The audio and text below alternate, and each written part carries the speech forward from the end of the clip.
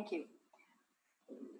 All individuals entering city-operated facilities, including City Hall, are required to wear a non-medical face mask. Those at the table are not required to wear masks while sitting, as long as they're distant 6 feet from everyone else. Once you leave your seat at the table, you must put your mask back on.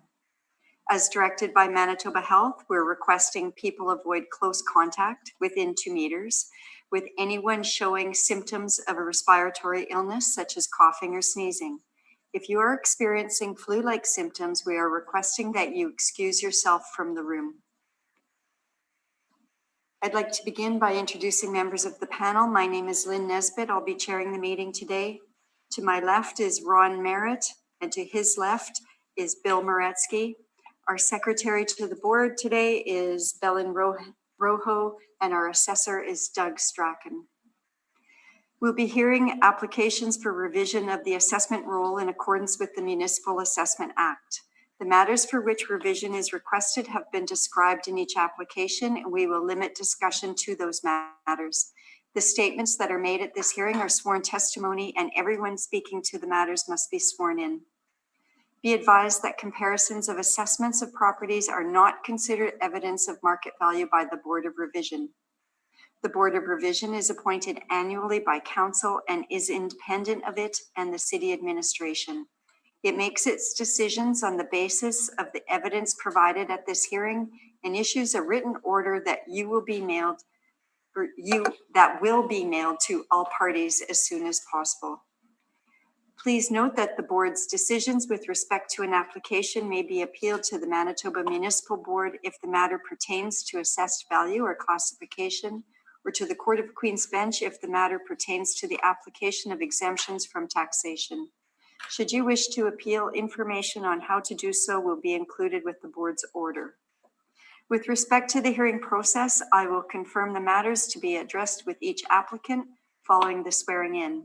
We will then have the assessor's testimony followed by questions that the applicant may have, and then the applicant's testimony followed by questions. Each side will have an opportunity to summarize if they wish. Once all of the evidence about an application has been brought forward, the applicant may leave. The process will repeat for each item on the docket today.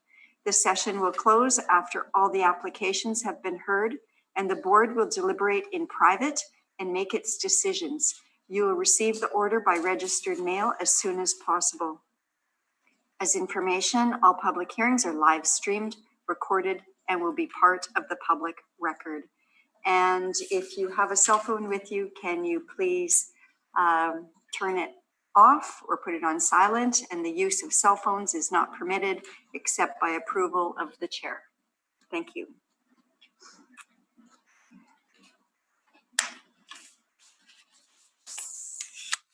So we'll begin by just swearing in our assessor and the applicants.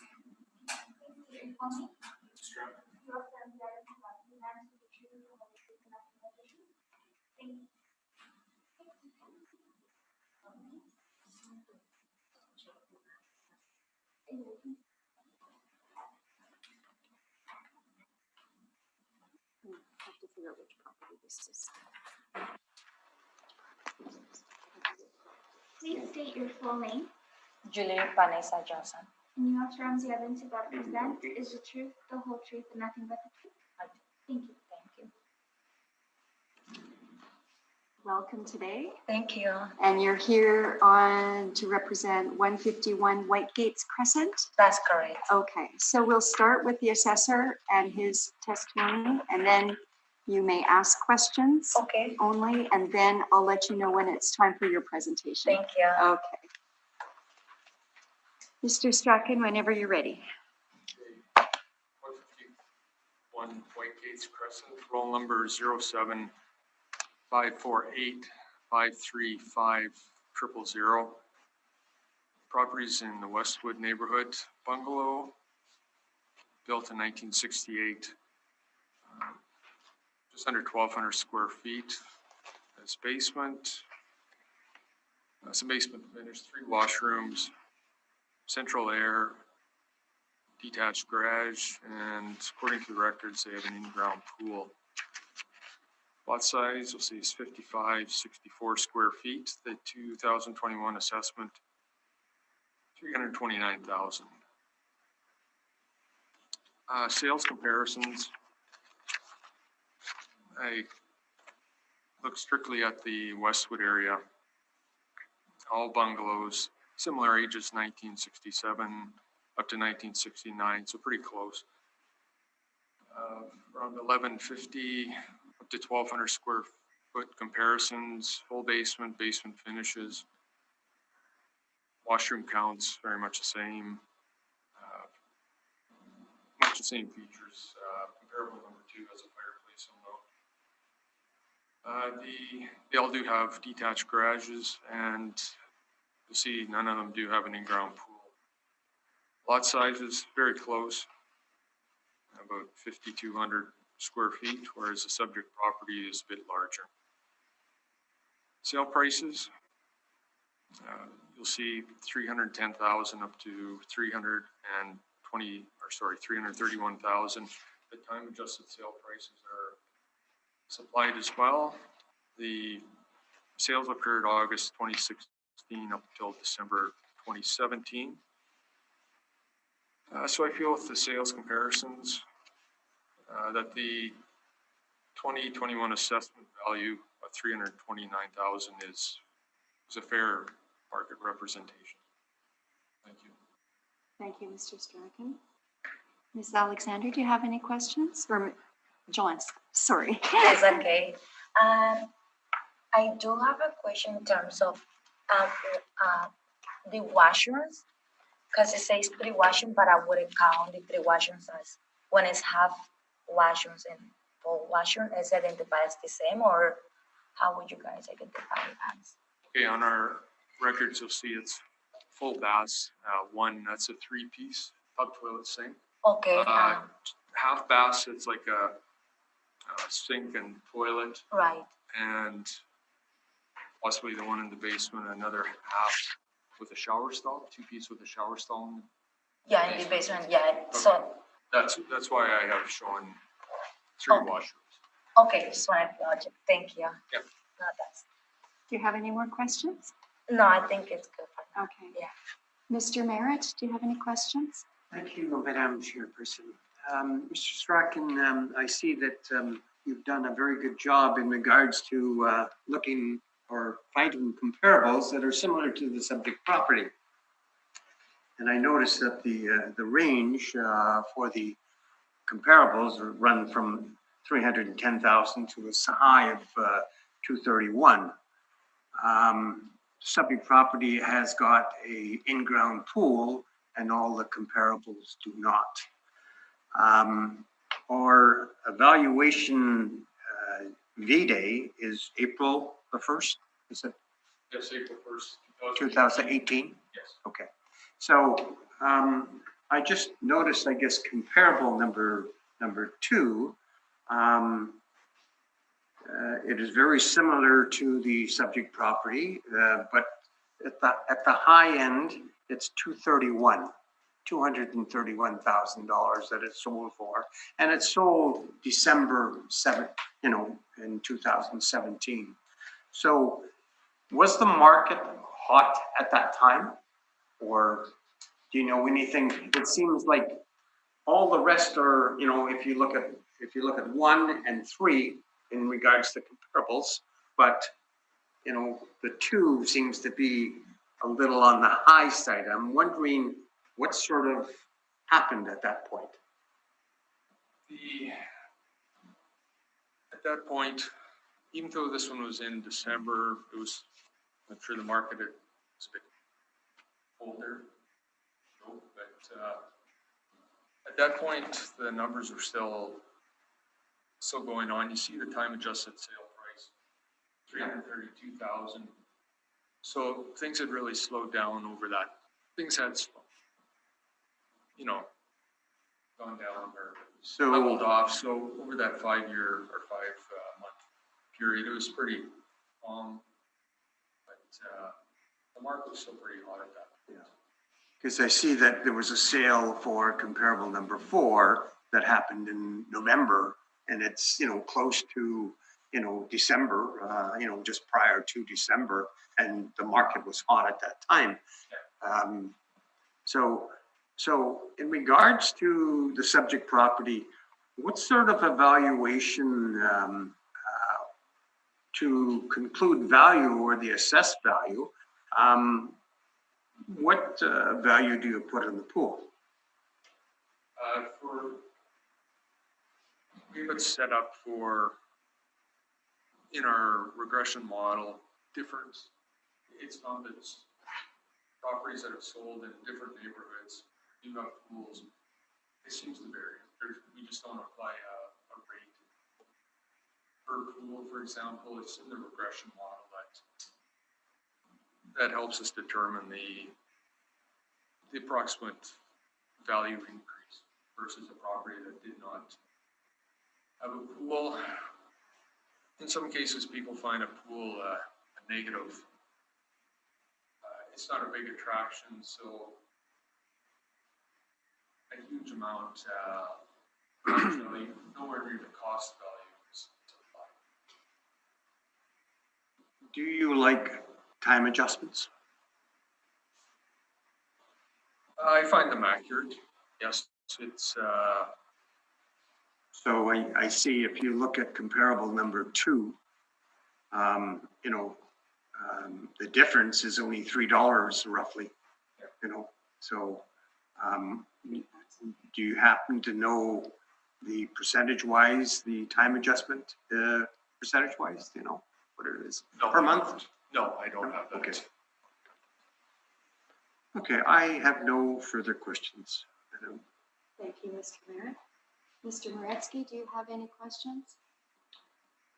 Yeah, for where it says shower, does that mean that it's a separate shower? Yes, a separate shower stall.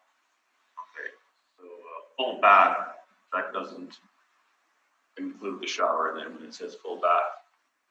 Just means that there's a shower in the bathtub standard. Yeah, that's just one piece. Shower head is included with the So just to maybe carry on a little bit with the previous discussion about the pool. You said you weren't sure if it was positive, negative. So what does your model actually do then? Does it not add anything? Does it not apply anything because of the pool, or does it? It does add value. Like I mentioned, every neighborhood is different. In the regression model, we take a look at the sale prices, properties that do have pools versus one that don't. So it's a sales analysis in each neighborhood. The regression model does the analysis, and the result is a change in value versus the pool is removed. Right, so in this particular case then for 151 White Gates Crescent, what was applied to the market price because of the pool? So what was the amount that was attributed to this market value based on the pool being there, whether it's negative, positive? In majority of the cases, it is a positive value. I don't have the numbers per pool, like I mentioned there. With the regression model, it's just not an exact number that comes up to apply to every pool. It's in the regression model. So it doesn't spit out that value that it applied for the pool in this regression model. To figure out the difference, if the pool was, say they filled in the pool, we would rerun the regression model and value would be generated with the pool removed. So there would be a change. But you didn't do that in this particular case? No, I didn't. Didn't factor it out? Correct. You never do that, or you just do that in this particular case? If the pool exists, it's there. I'm not going to recalculate it without. If it was maybe if I went out inspecting it, saw that the pool was still existing, but it was crumbling in, that I would generally remove the or the pool. It's probably not going to be repaired, so we would consider that as basically a proper pool. Then I would rerun the valuation, come up with a different value, which in most cases the assessment does go down somewhat. Was there any weight put to the proximity to the river in this case? Did that come into play here at all? No, if that was, if we were saying that the river was having an influence, it would be shown under the land influence. In this case, that wasn't taken into consideration due to the distance from the river. Okay, that's no further questions. Thank you. Just a quick question about the fireplace. And maybe it's not a question so much as just I note that only comp 2, which is the one that went for the highest sales price, has a fireplace. So is a fireplace, I guess my question is similar to about pools. Is a fireplace seen as a positive generally? Generally, it's a positive value. Again, number-wise, I'm not asking about the Yeah. number, but it's a positive though in terms of its market value. And because I'm not familiar with the Westwood area, are all your comparables close to one another or are, I supplied a map. Oh, where it okay, was that's fine. included. yes, it is. Sorry, I just didn't go far enough. So it is, It's harder to, okay, it's the subject property is further to the east from all the comparables, but it's in still in the same neighborhood. right, I Trying to see narrow it that. down as close as possible. And so what would you say is the best comparable of the 4 that you presented? Well, taking the location into consideration, Mhm. I would find comparable number 4, except I still have to look at you'll see that there is influences. Comparable number 4 does have a bus route. Mhm. Okay. I was looking at how close that property is to the subject property, but that one does have negative influences. I'm leaning more towards proximity. Okay. Thank you very much, Mr. Strachan. Ms. Johnson, when you're ready, you may start your presentation. Okay, I'm sorry, I don't know how to or where to start, but I would like to take off from the pool, if that's okay. If you would like to present evidence about the pool, that's fine. Okay, I unfortunately don't have any evidence with regards to the pool, just because when I sent the email confirming this appointment, the email didn't go through. Okay. There was some. It's okay, if you'd just like to speak. Okay, that's sure, is that okay? Thank you. Absolutely, yeah. Okay, so the pool, when we bought the pool, the lining, there was an issue with regards to whether it's a positive or negative thing. To us, it has been a negative thing, unfortunately, just because the lining is broken. So what my husband was saying is potentially that's gonna affect our foundation. So right now we have to repair completely the pool because during this summer we spent a lot of money filling up the pool, and it was like filling it up, and it was like someone was sucking in the pool. It was really bad. So we have to repair the pool. I think my husband is gonna get a credit line or I don't know, another mortgage. That's not sure because I think it's gonna cost over $30,000. He said, just because it has to be completely repaired, otherwise it's gonna affect the foundation of the house. So that's one thing I just wanted to mention. With regards to the house itself, the floors. When we bought the house, the floors had a bunch of stain, and it wasn't stable. So my husband had to completely renew the floor.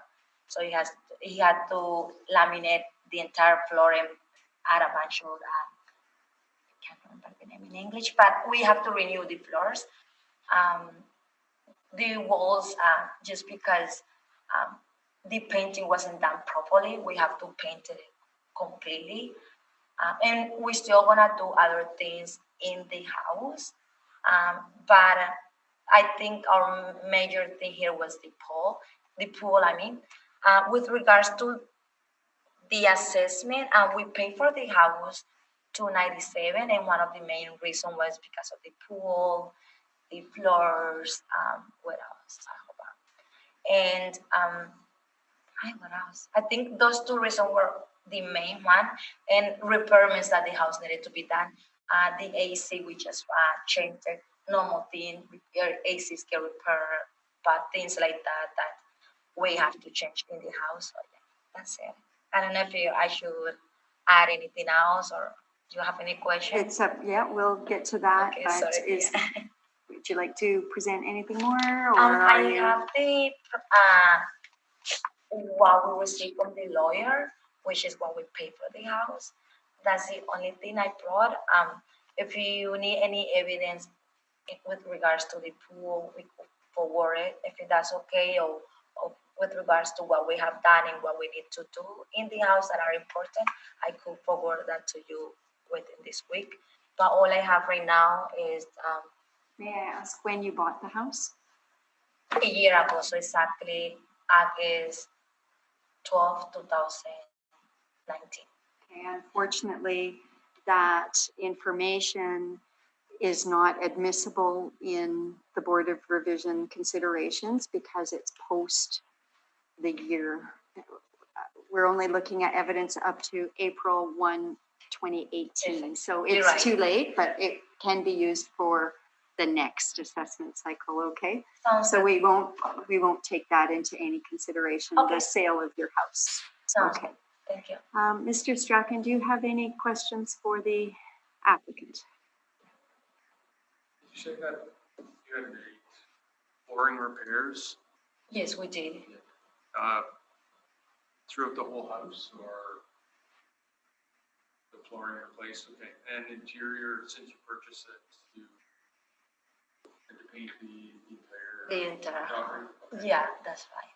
Okay, and I missed about the air conditioning. Did you have to replace it? Yeah, we did because it was broken, so we have to replace it. Even in the pool, the heater of the pool was broken. The pump is also needs to be repaired soon, just because it's also old and so yeah, those were one of the reasons why we got the house for the price that we did.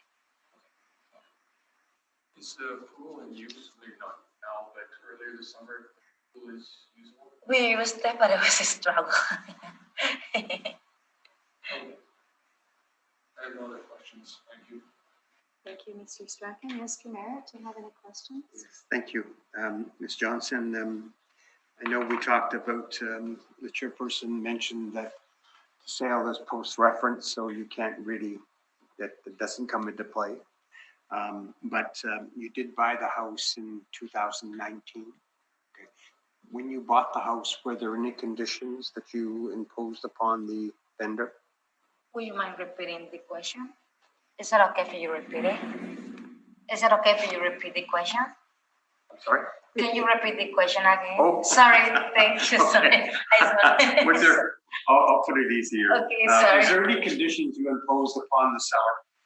You know, like subject to home inspection, pool inspection, anything like that? Yes, we had an inspection. That was one of the conditions. And we did get that the air conditioner needs to be changed, the pool lining needs to be repaired, otherwise it's gonna affect the conditions. What was the list price? What was it? What was the list price? Yeah. I know what you paid. Right. Okay. I don't have the list price right Okay. now. Approximately. Total? I would like to if I give you a number. I don't want to do that. Sorry, because my husband was the one that took care of that part. But So you're here this afternoon. What do you think the value should be? I think it should be. I think it should be no more than 300,000, to be honest. Just mostly because of the pool and that's one of my strongest. No, yeah. So you had mentioned, and I don't want to get too much detail, but there was some foundation problems. Did you have any estimates to repair this? That's a great question. So we are gonna start doing that next year because right now we're broke. So we haven't get an estimation yet, but we're gonna have someone over to come and look at how much would that be. But my husband assumes it's gonna be about 30,000 or a bit over, but he's not sure, to be honest. So what is the problem? Is it the weeping tiles or the foundation itself or what? So the lining of the pool, the lining is broken, and that lining could affect the foundation. All right, I thank you. I have no further questions. Thank you. Yeah. Mr. Moretsky? So is there some visible defects with the foundation now? What is it? With the foundation, I don't know if there is any visible, but within the pool, you could see that the entire pool, it's open apart. So you could literally see a gap between the pool. And then if you go to the backyard, there is a line that there is a crack in the backyard that comes from the pool to the patio. So it's a very obvious visible damage surround the pool. And the other visible is the way that the pool sucks the water out. It's just like literally you feel in the pool and it sucks it out. So those are the only visible things that we can see. And what we have been told from other people is that if we don't fix that as soon as possible, it just could break the foundation.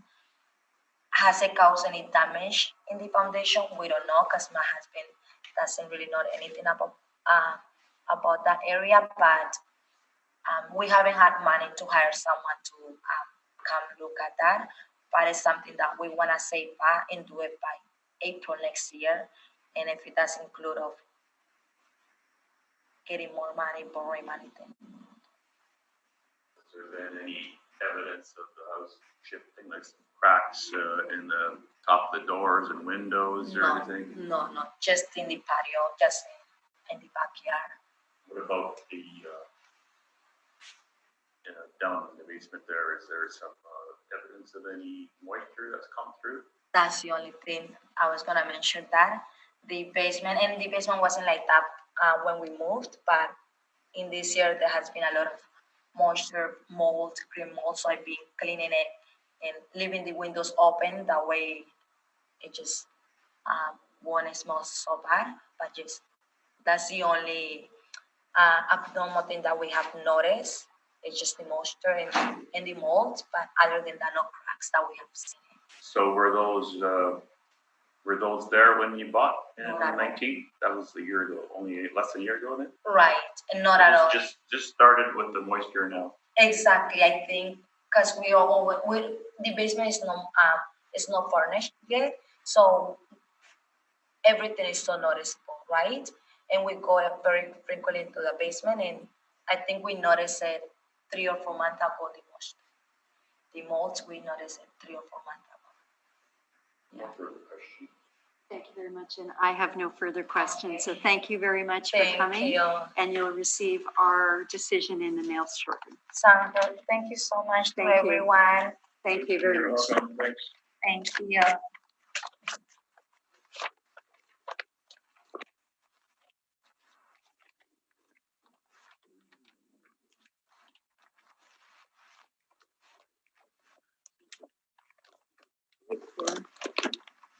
One to get number, Mr. Maderos, Miss Maderos. Have a great Thank you. day. You too. Bye. Oh, I keep highlighting stuff and I think it's important.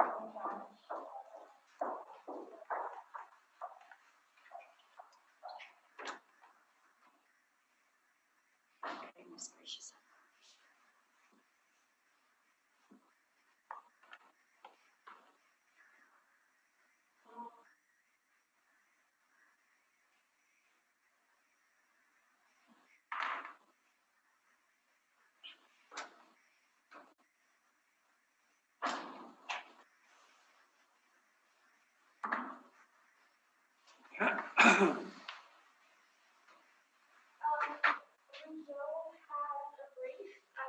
Into the drive. Okay, thank you then. College and the third Manitoba property also has briefs. Okay, Actually, the last three.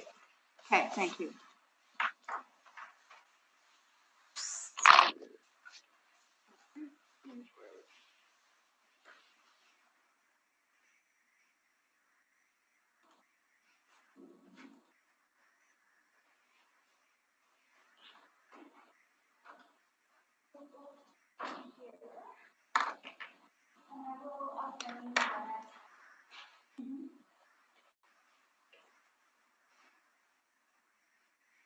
Please state your full name. Kalaya the Sun Smithy. And you're from the evidence to represent the truth, the whole truth, and nothing but the truth. Yes. Thank you. Please state your full name. George Costa Souza. And you're from the evidence to represent the truth, the whole truth, and nothing but the truth. Yes. Good afternoon, welcome. Thank you. And you're here to represent 171 Rouge Road? Yes. Yes, okay. So we'll start with our assessor's presentation, after which you can ask questions about what he presented, and then I'll let you know when it's time for your presentation. Okay? All right, thank you. Mr. Strachan, whenever you're ready. Okay, 171 Rouge Road, roll number 07-568-024000. It's another property in Westwood area, bungalow. Built 1974, 1,200 square feet. It's got some basement development, 3 washrooms, central air, and a detached garage. Lot size 6,300. On Rouge, there is a bus route, and we've applied the light traffic influence on the property, or that strip of Olive Rouge, along that strip where the bus route does go. All the comparables, again, try and keep it as close as possible. They're in the Westwood neighborhood.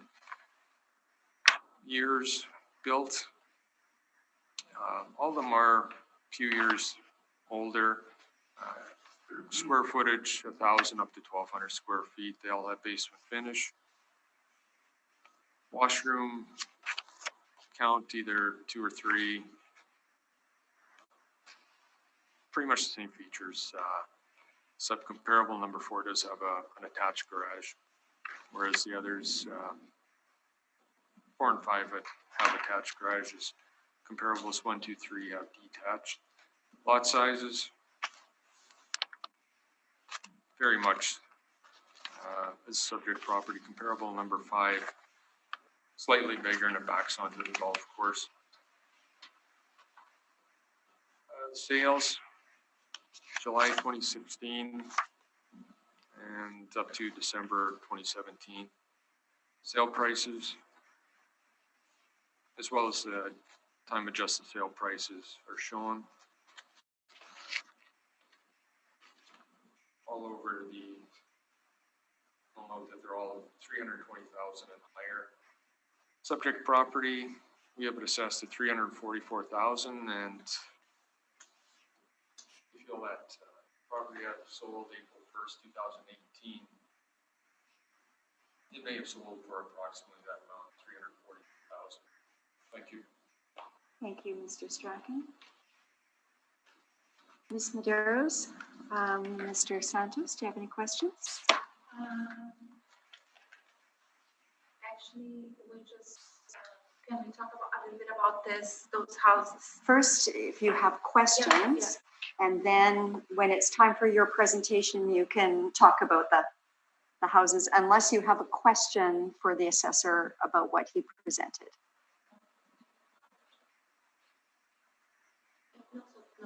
No questions? Okay. Mr. Merritt, do you have any questions? Thank you.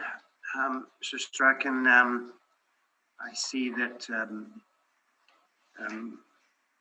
this is similar almost to the last property that we've dealt with in regards to area and the square footage. And I see that a close range for the comparable sales run from 320 to 331,000. And, but the subject, the evaluation is higher than comparables. And I see that the only difference might be the lot size is substantially bigger than comparables 2, 3, and 4, or 1, 2, and 3.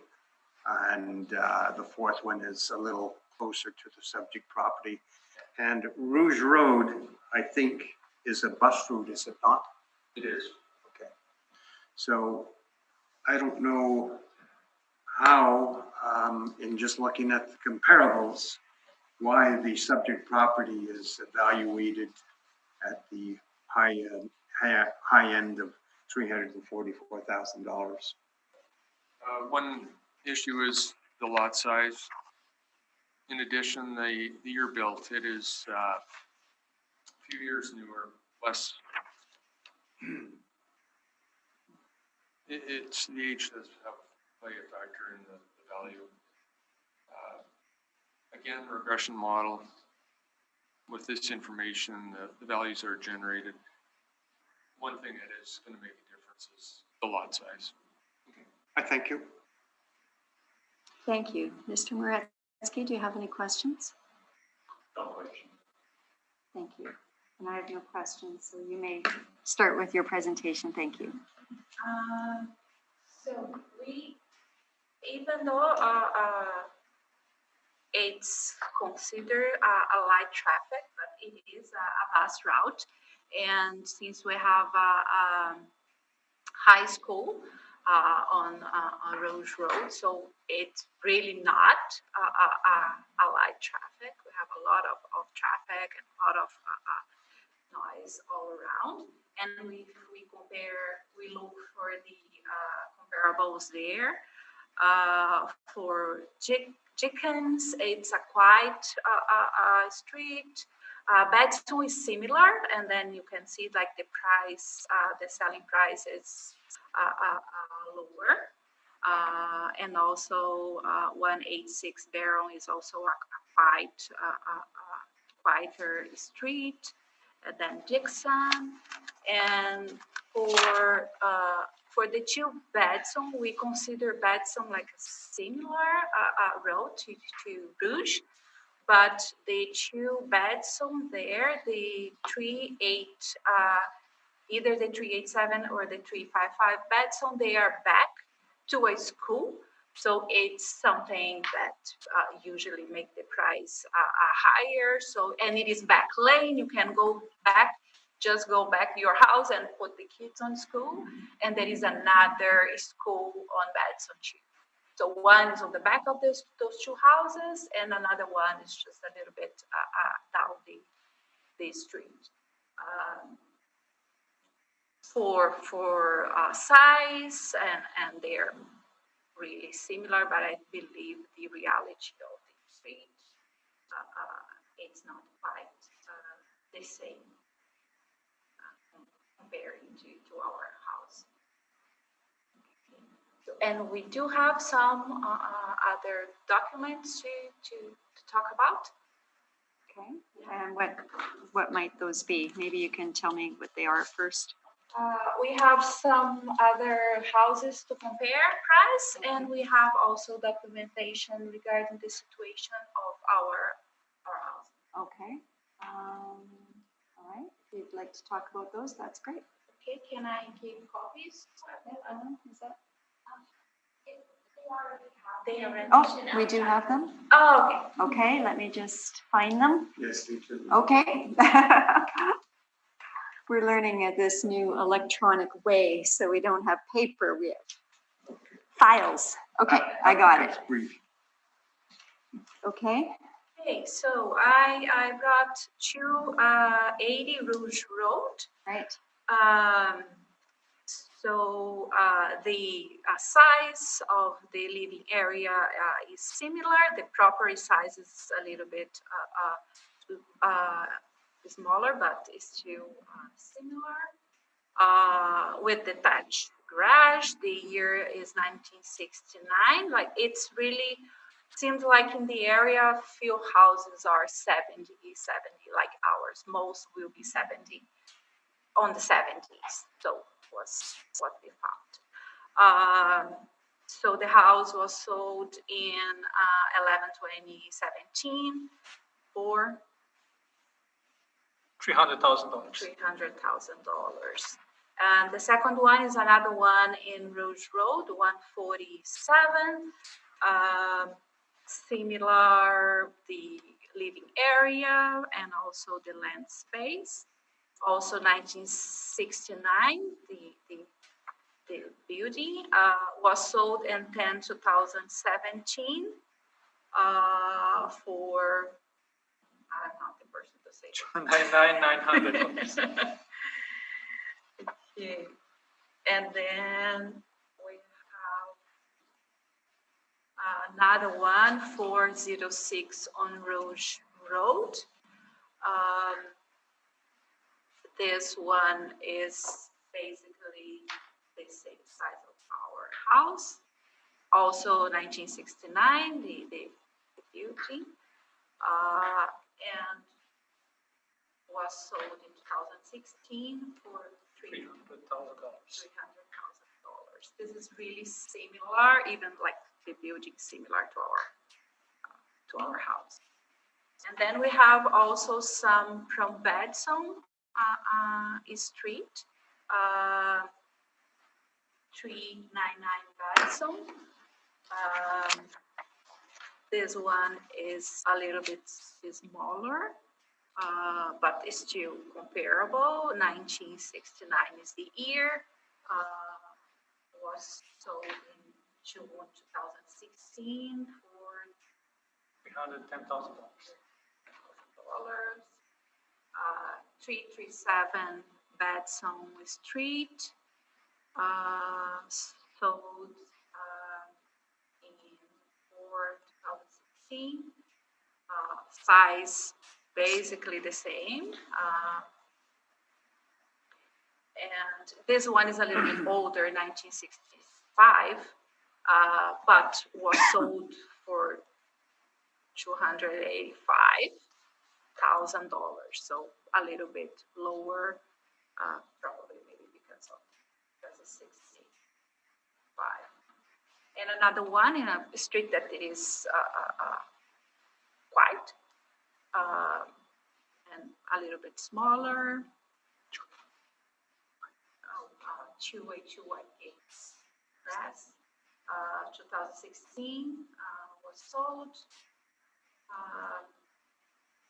1965 is the year of those. So those are really houses that we consider similar to our house, especially the ones on Rouge Road, and we can see for other houses on Rouge that were sold in this time, they are really similar price. That is not comparable to our house assessment. And other than that, we have, we gave you like the documentation that from our house. So we bought the house in March this year. And the listing price was $329,900,000. And the final price that we bought the house was $317,000.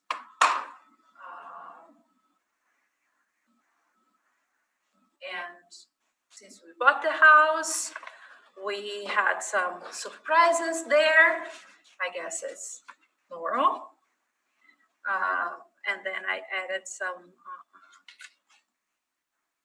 pictures there. We have,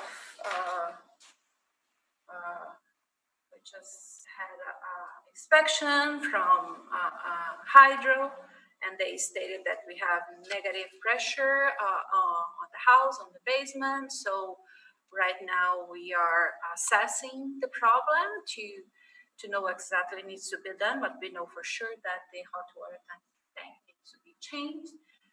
Seems something was done wrong when they removed the fireplace. So and yeah, this is what we know from right now, and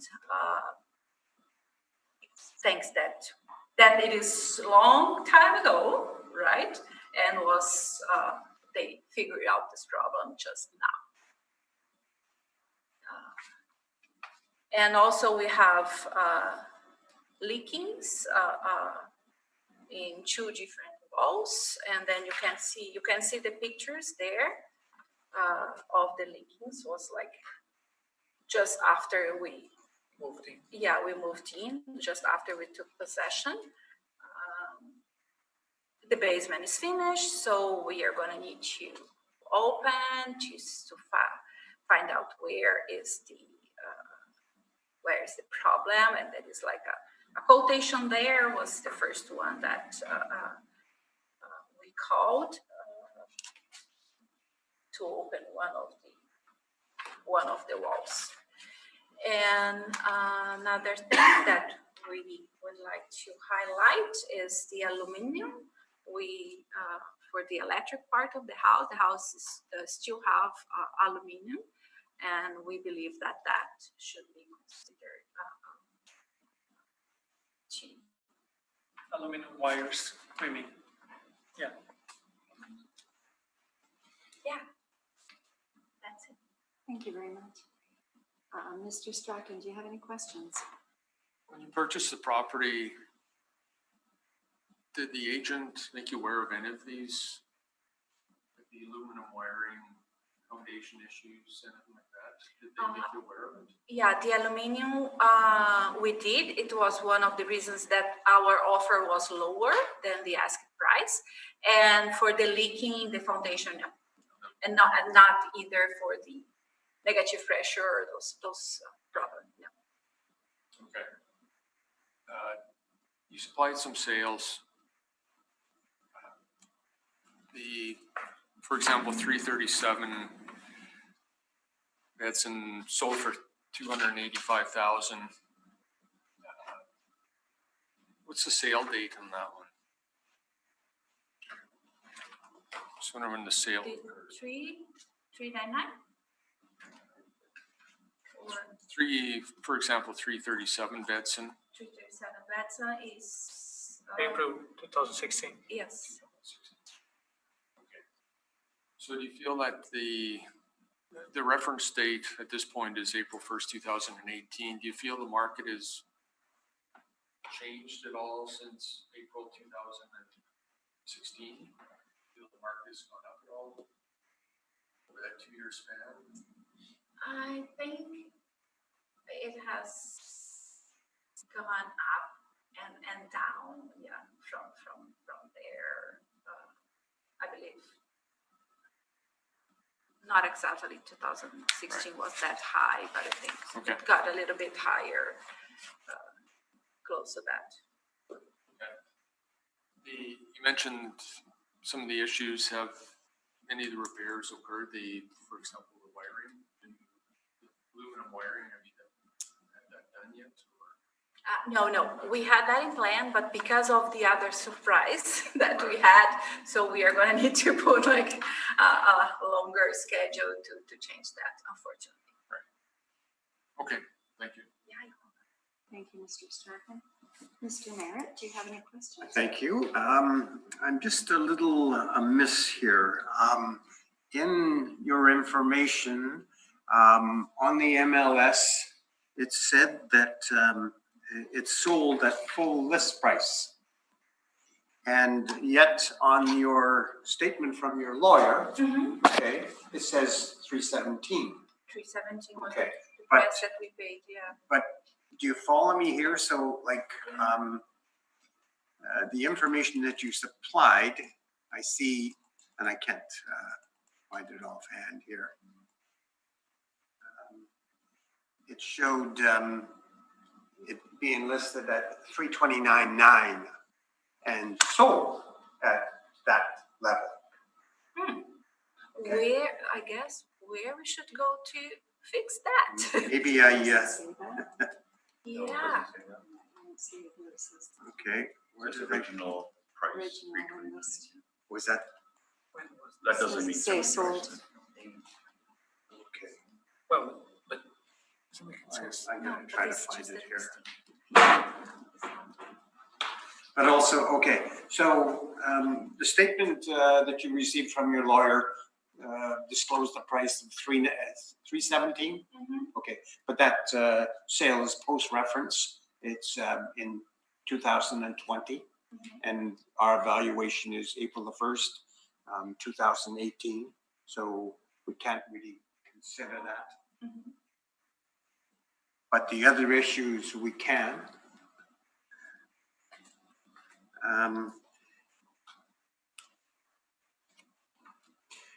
What do you think the price should be? You're here today, so what do you think the evaluation should be as at the reference date? 315,000. 315? Mhm. Okay. And the reasoning? Because of the situation of the house and also something that I was not able to bring information about. We have a serious problem with the street. It's not just the house or the other. We have made complaints because of some bumps on the street. So our house is vibrating a lot. So they had gone there and promised to fix in August, and they didn't. So now it's in September, but it is a high vibration, and we believe Not that September, December. yes, in December, and now they moved to December, and we think that this is going to affect the foundation of the house. It's So I just found what I was looking for, but normally it says list price and then the sale price underneath it, but it says list price and then original price. So okay. yes, it's, so the 317 is the accurate one. Okay. I have no further questions, Madam Chairperson. Thank you, Mr. Moretsky. Just 1280 Rouge Road.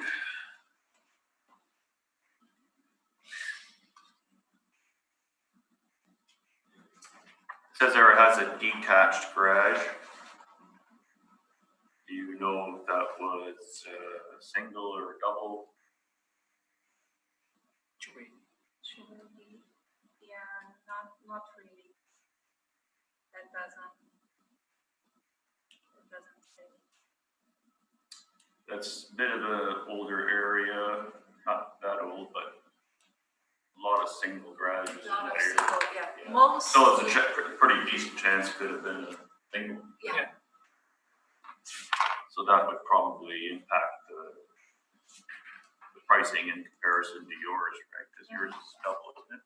No, ours Single. is single detached. Oh, okay, sure.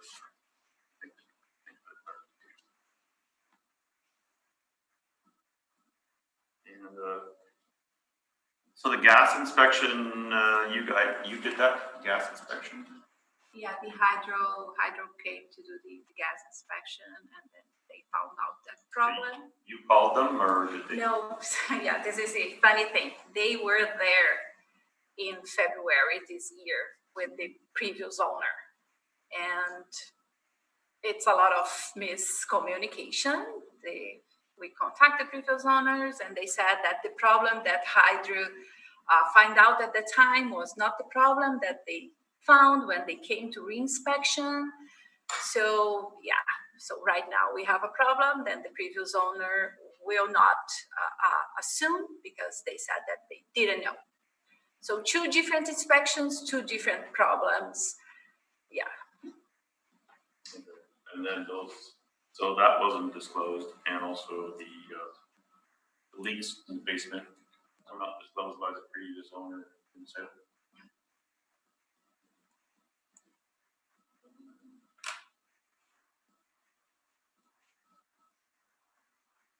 No further questions. Thank you. I wonder if you have had any estimates from contractors to fix these issues that you've since determined after you bought your house? Yeah, for the leaking, we had just this one that we put there that we probably will go with it because they are going to open just. The guy thinks that the crack is on a specific place, so he's going to try just there to don't open all the basement. Otherwise, we need to open outside, and it is exactly the wall that goes to the deck. And then they are going to need to remove all the deck and everything. I called another contractor to do the quote, and he said that was going to be like a huge work, and he didn't send me the quote. So yeah, so it's right now it's crazy. So you're just looking into that now, essentially? Yeah, okay. and most of people, they are busy because they were not working because of COVID, and now they have, it's really difficult. It's the same thing for the plumber to go and see the water tank. They are almost booked. You cannot find someone, But right now we are going to go for the Hot water first. Yeah, for the hot water first, because the negative pressure and hydro is calling and asking to figure it out and get it fixed. So we go for that first. Okay. All right. I have no further questions. Thank you very much for your presentation and for coming in today. Appreciate that. Thank you very much for having us. Thank you.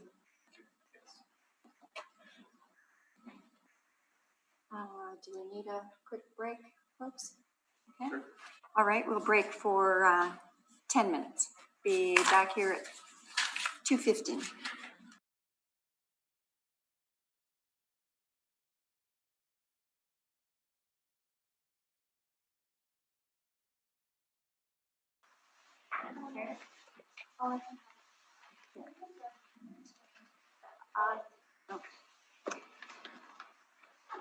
I'd like to call the meeting to order. All individuals entering city-operated facilities, including City Hall, are required to wear a non-medical face mask. Those sitting at the table are not required to wear masks while sitting, as long as they're distant 6 feet from anyone else. Once you leave your seat at the table, you must put your masks back on. As directed by Manitoba Health, we're requesting people avoid close contact within 2 meters with anyone showing symptoms of a respiratory illness, such as coughing or sneezing. If you're experiencing flu-like symptoms, we're requesting that you excuse yourself from the room. My name is Lynn Nesbitt, and I'll be chairing the panel today. To my left is Ron Merritt, and to his left is Bill Moretsky. Our secretary today is Belen Rojo, and our assessor is Doug Strachan. We'll be hearing applications for revision of the assessment roll in accordance with the Municipal Assessment Act. The matters for which revision is requested have been described in each application and will limit discussion to those matters. The statements that are made at this hearing are sworn testimony, and anyone speaking to the matters must be sworn in. Be advised that comparisons of assessments of properties are not considered evidence of market value by the Board of Revision. The Board of Revision is appointed annually by Council and is independent of it and the City Administration. It makes its decisions on the basis of the evidence provided at this hearing and issues a written order that will be mailed to all parties as soon as possible. Please note that the Board's decisions with respect to an application may be appealed to the Manitoba Municipal Board if the matter pertains to assessed value or classification, or to the Court of Queen's Bench if the matter pertains to the application of exemptions from taxation. Should you wish to appeal, information on how to do so will be included with the Board's order. With respect to the hearing process, I'll confirm the matters to be addressed with each applicant following the swearing in. We will have the assessor's testimony followed by questions that the applicant may have, and then the applicant's testimony followed by questions. Each side will have an opportunity to summarize if they wish. Once all of the evidence about an application has been brought forward, the applicant may leave. The process will repeat for each item on the docket today. The session will close after all applications have been heard, and the board will deliberate in private and make its decisions. You'll receive the order by registered mail as soon as possible. And as information, all public hearings are live streamed, recorded, and will be part of the public record. And use of cell phones is not permitted except by the approval by the chair. And if you do have a cell phone, could you please put it on silent or turn it off? Thank you. Ellen?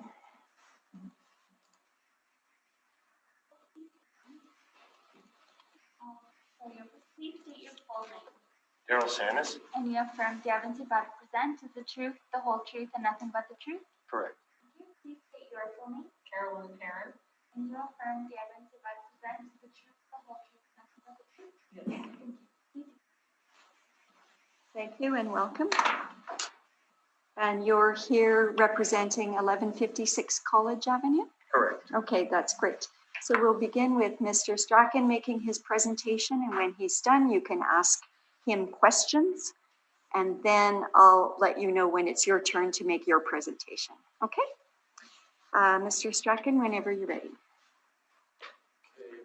1156 College Avenue, roll number 1404 064700.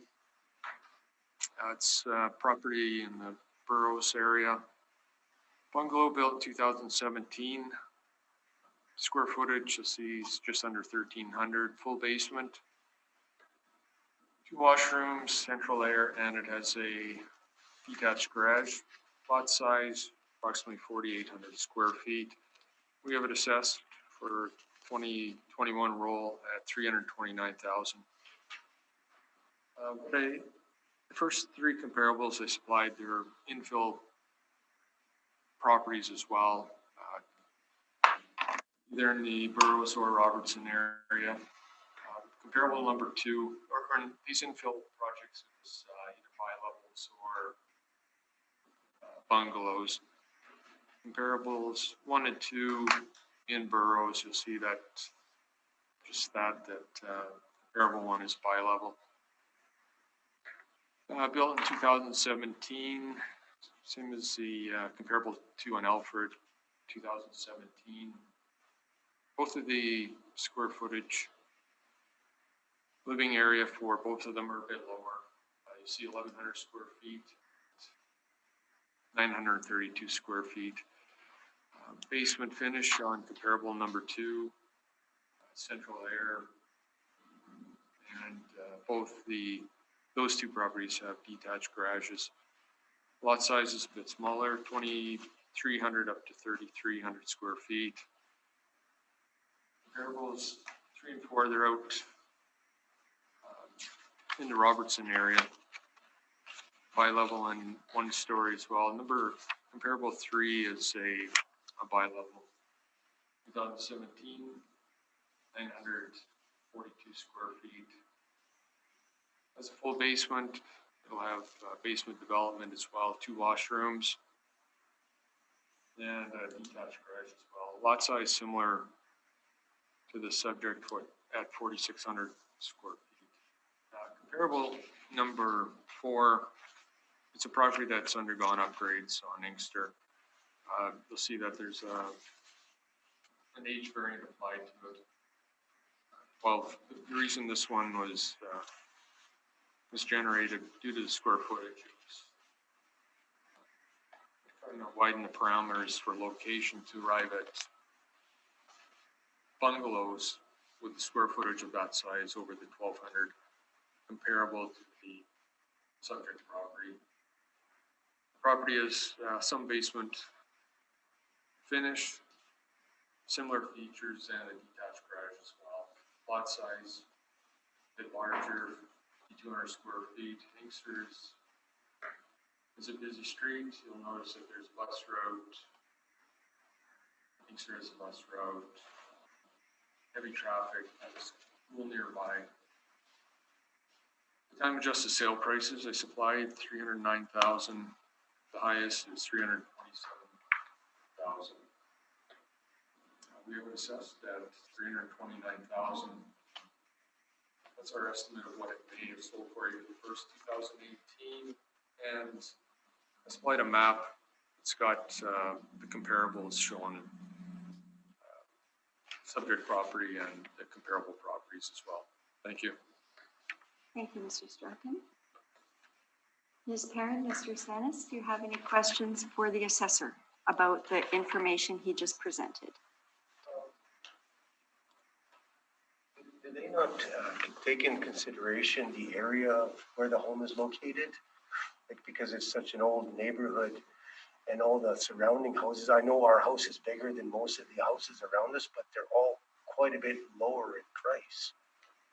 We were also told by a real estate agent that we would probably have troubles getting that kind of price because of the lower pricing of the houses. It's popular with people that for that reason. The way we arrive at values through the multiple regression analysis, we take a look at sales of properties in the neighborhood.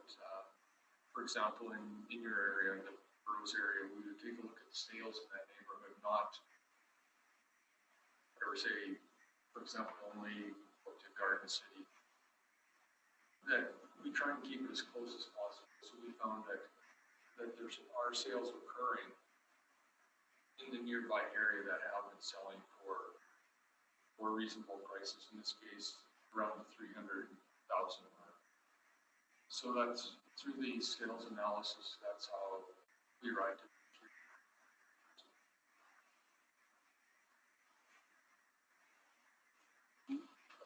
Do you have any more questions of the assessor? No more questions? Mr. Merritt, do you have any questions of the assessor? Thank you, Madam Chairperson. Mr. Strachan, are these infill houses? Yes. Okay. So in other words, they were old houses that were, bought up and demolished, and somebody's come along and built a brand new house. Yes. A lot of times it was up in this area. There were, for example, there was fires, boarded, and people would hit the lock, knock it down, or occasionally the city would have lots of that area due to tax sales, and the city would eventually sell the vacant lots. So in this case, I didn't take a look at the history. So you can't really tell us whether these were private builders or Habitat has come in. I did not build permits. Perhaps the clients can probably tell us about that shortly. I noticed that subject property is a single family dwelling with basement. Comparable number 1, it's a bi-level. So when you compare a bi-level to a single story, is it the same? I mean, how do you measure a bi-level house? Does it include the main floor and the basement? For the living area, for a bi-level, for the living area, that's the upper level only. Mm-hmm. It could be labeled as a raised bungalow, but the bi-levels. So the square footage for the bi-level here does not include the basement. Correct. So that's just the main upper floor. Correct. So when builders build these things, there's more square footage to bi-levels. Livable space, I'll call it. In bi-levels, generally due to the height, there is larger windows than compared to a bungalow. But when I'm comparing a single family to a bi-level, yep, there's more square footage in the bi-level that's not projected here. You know, if you look at comparable number 1, it's got 11,002 square footage. Yes. That's, but if I'm comparing the subject to comparable, it's incorrect, is it not?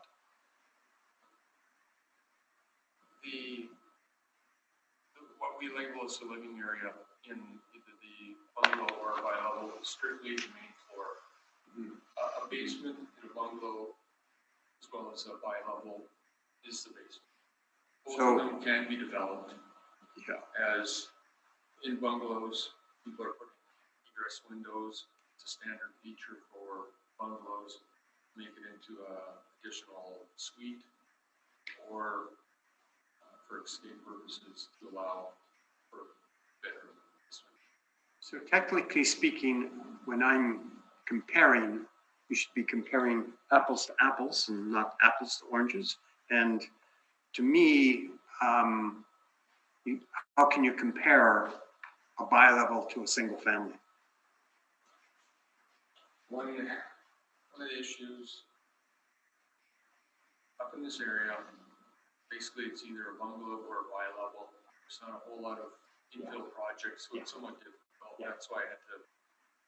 But would you agree with me and say that how can you compare, you know, it's a different building, you know, livable space. Yes, it is. Okay. There is a difference, yes. So I'm just looking at comparable number 2 and comparable 4. And now the first 2 are in the Burroughs area and the next 2 are in Robertson. So there's a difference between Burroughs and Robinson, is there not? Robertson's further north. It is a different neighborhood. It's not like it's within walking distance. It's not distance-wise. It's not several miles away. It's just the next neighborhood. I'm just asking all these questions, Mr. Stratton, just so I can get sort of a handle in regards to, you know, getting a value for the subject property.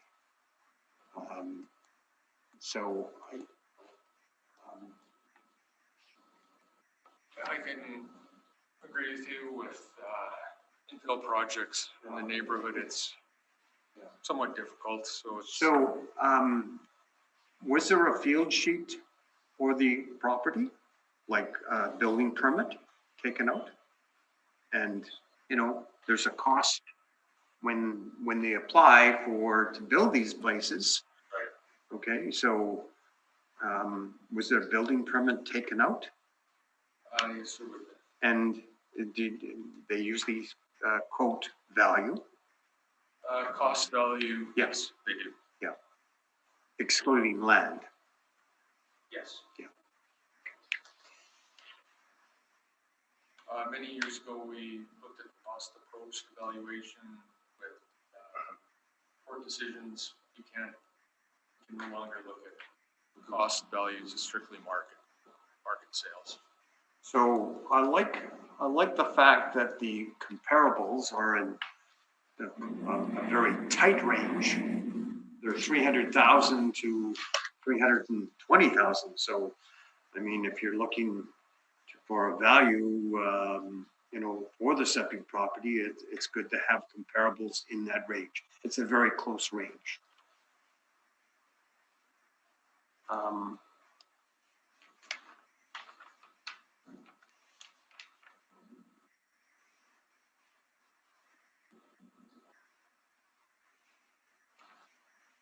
But I see 2 of the sales here, 2 and 3 happened in 16.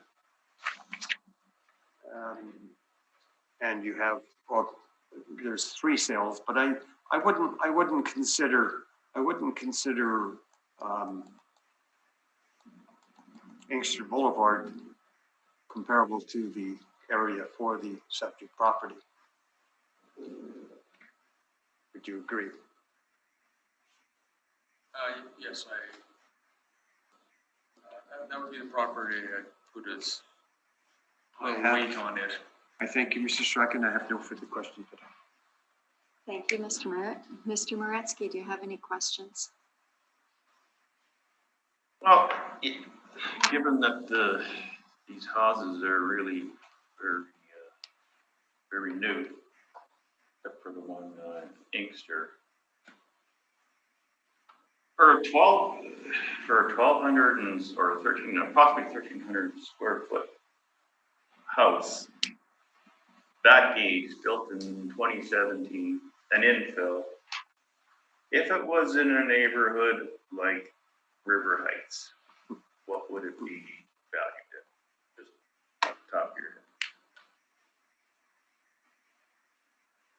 1,300 square foot property, it would be higher.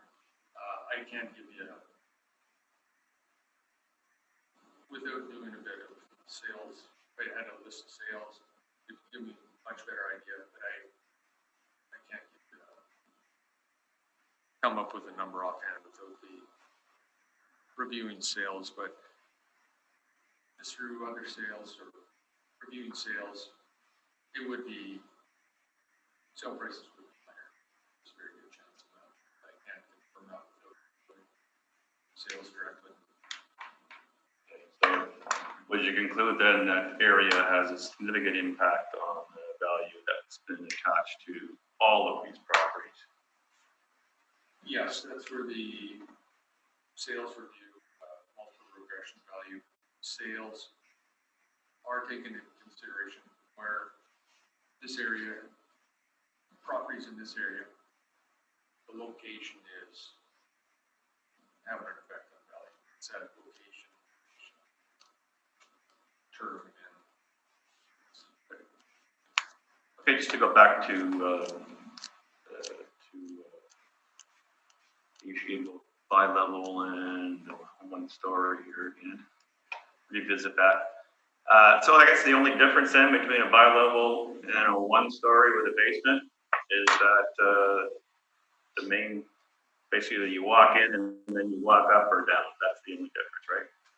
yes, Otherwise, on a main one story, you basically walk right into the main floor.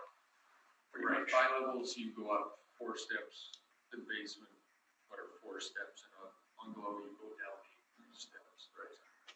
So it's just they could be labeled as a raised bungalow. It depends on the plans of how deep they want to go. Right. So, you know, the basement finishing or non-finishing is really more important when you're comparing these properties. Would you agree with that? And they're all, Yes. Some are finished and some are not finished. Right. No, it is one thing taken into consideration. Some people lean towards bi-levels as a result of normally larger windows, more natural light. So you got the 2 new builds there, 2 of the new builds are 1, 2, and 3. 2 of them, 2 and 3. You have at 332, 347 adjusted price per square foot.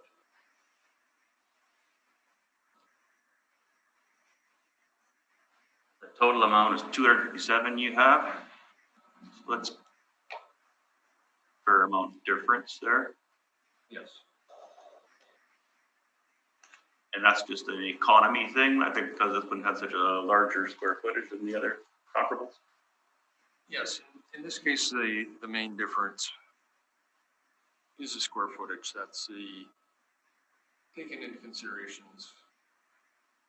1, 2, and 3, it is the square footage making the difference in value. Plus, for comparables 1 and 2, the lot size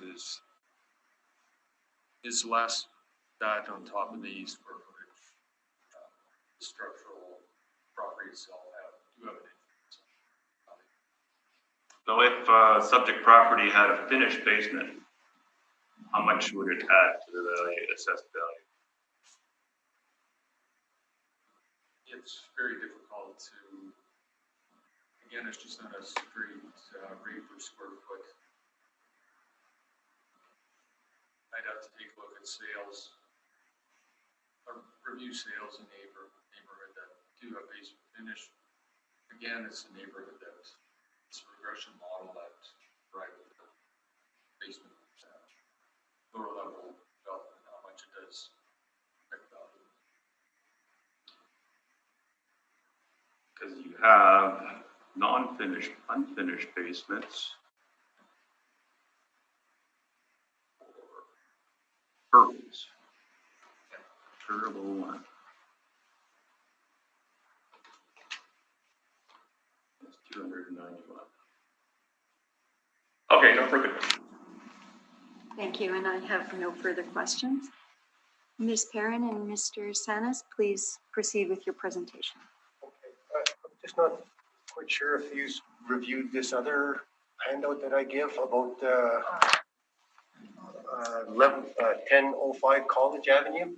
Okay, let us just see if we can find it here in our files, in our new way of doing things. The very last one. Got it.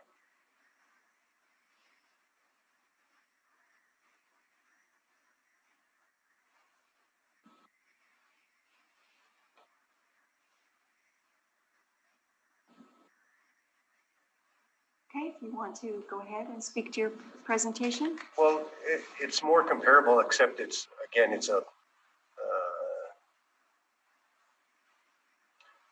bi-level, but it's 1,300. It's more square footage than our place, and it's got a fully finished basement and an attached garage. And it's comparable in price to ours, apparently. Assessed value. Are we looking at 898 Redwood Avenue? No, 1005 College Avenue. Let's just find it here. It doesn't have the picture, it's just a printout.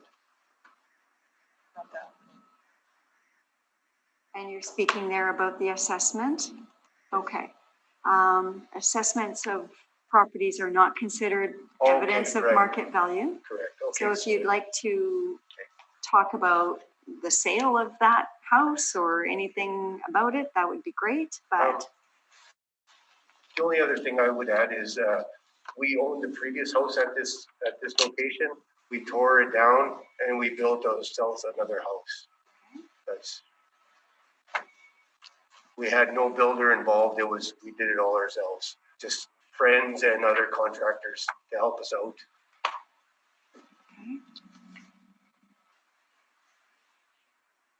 And I don't want to present your evidence for you, but in your presentation, you did bring pictures of other properties. Did you want to speak to them? Well, there's, like you said, they're not really comparable maybe. And we don't have enough information on them, just the sale price.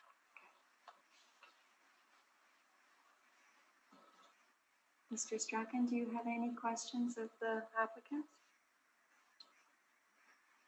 So you built the property yourself? Mm-hmm. So you have a better quality than you purchased it? No, we watch our money better that way. like the house, we have laminate flooring, we have MDF molding. Like it's not extravagant. By far, it's not an extravagant house. It's just a little bigger than everyone else's, and of course, too, the basement is unfinished, and it's only a 2-bedroom. I have no other questions. Thank you. Mr. Marin? Thank you.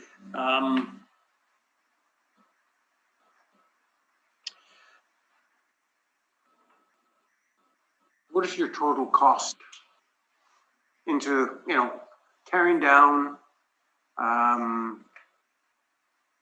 What do you think the land? We don't have nothing on paper, but Okay, I'm but gonna do you say- have a ballpark figure? it's going to be about, I would say, about 260. 260. 260? Yeah.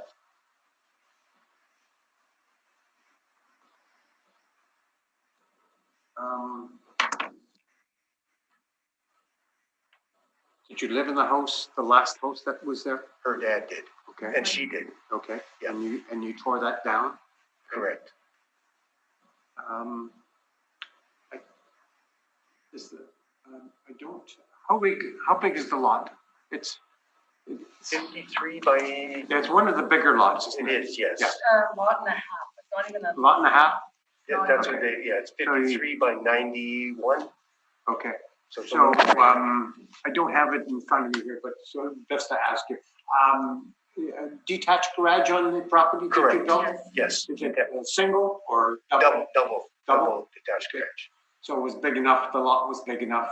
Yes, Okay. correct. So you figure you're into it for about 265? Yeah. So, for the evaluation, what do you think the assessment should be? Well, I'm thinking under 300. Give us a figure. 285? Okay.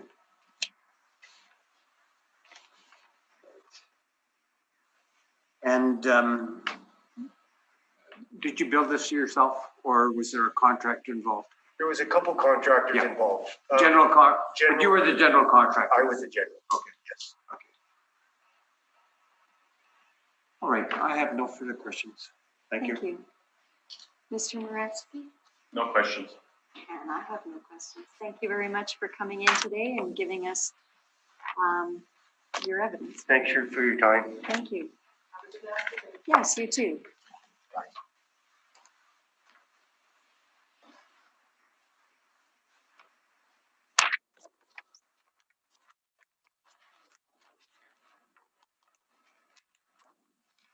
It's easier to ask the question rather than go through.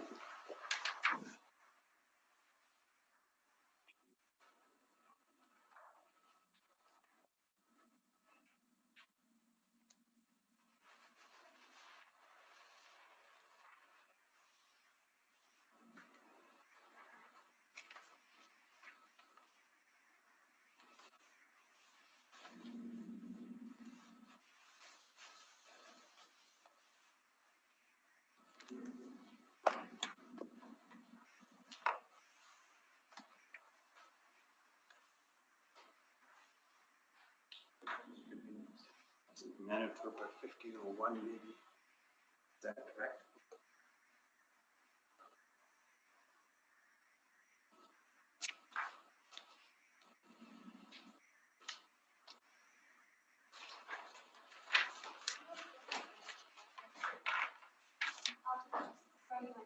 Okay. Oh, stand up. Sorry. Please state your full name. Michael Nemchuk. And you affirm the evidence about the truth, the whole truth, and nothing but the truth. That's correct. Thank you. Good afternoon. Hi. How are you today? Good.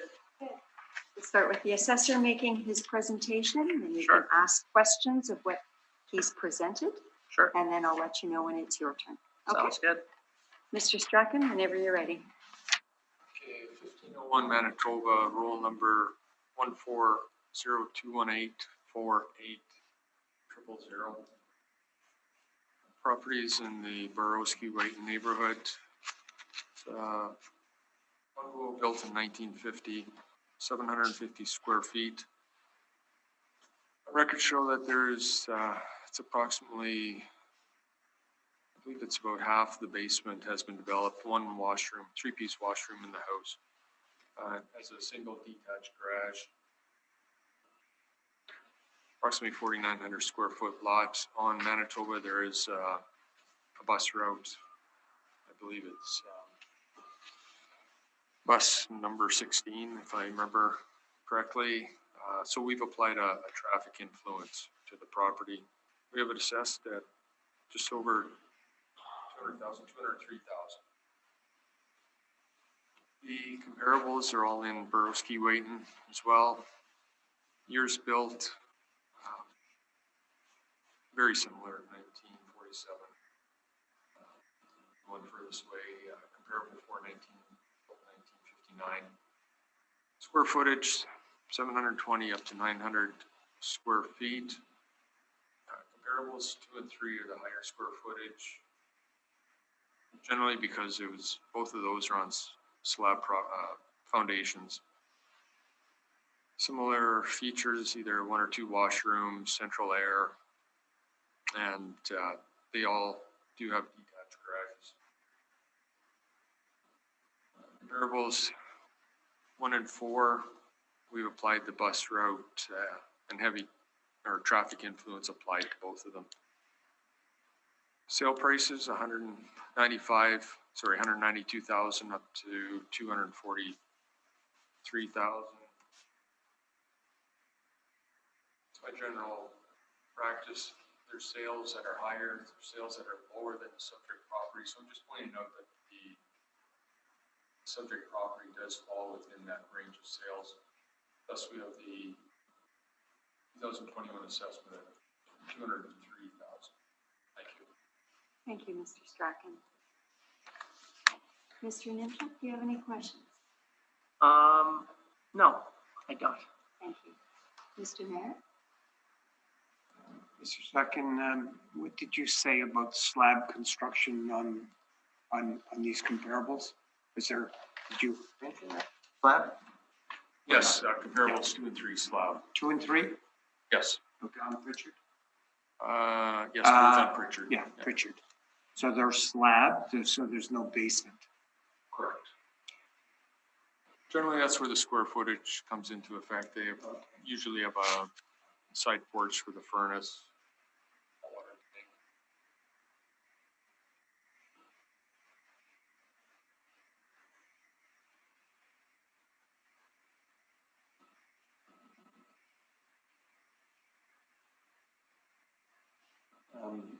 The last comparable, which is number 4 on Q8, seems to be a bit high with a sale price of 243,000.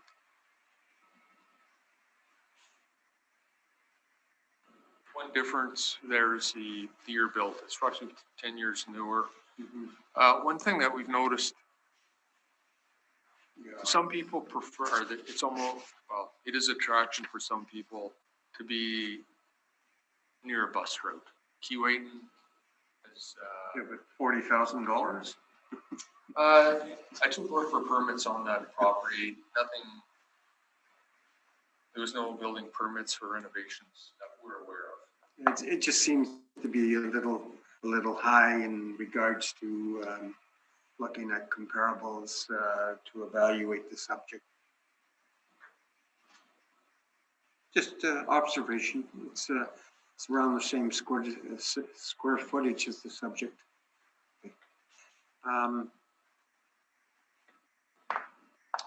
So rental property? That I'll have to wait for an answer from the owner. Okay, I thank you.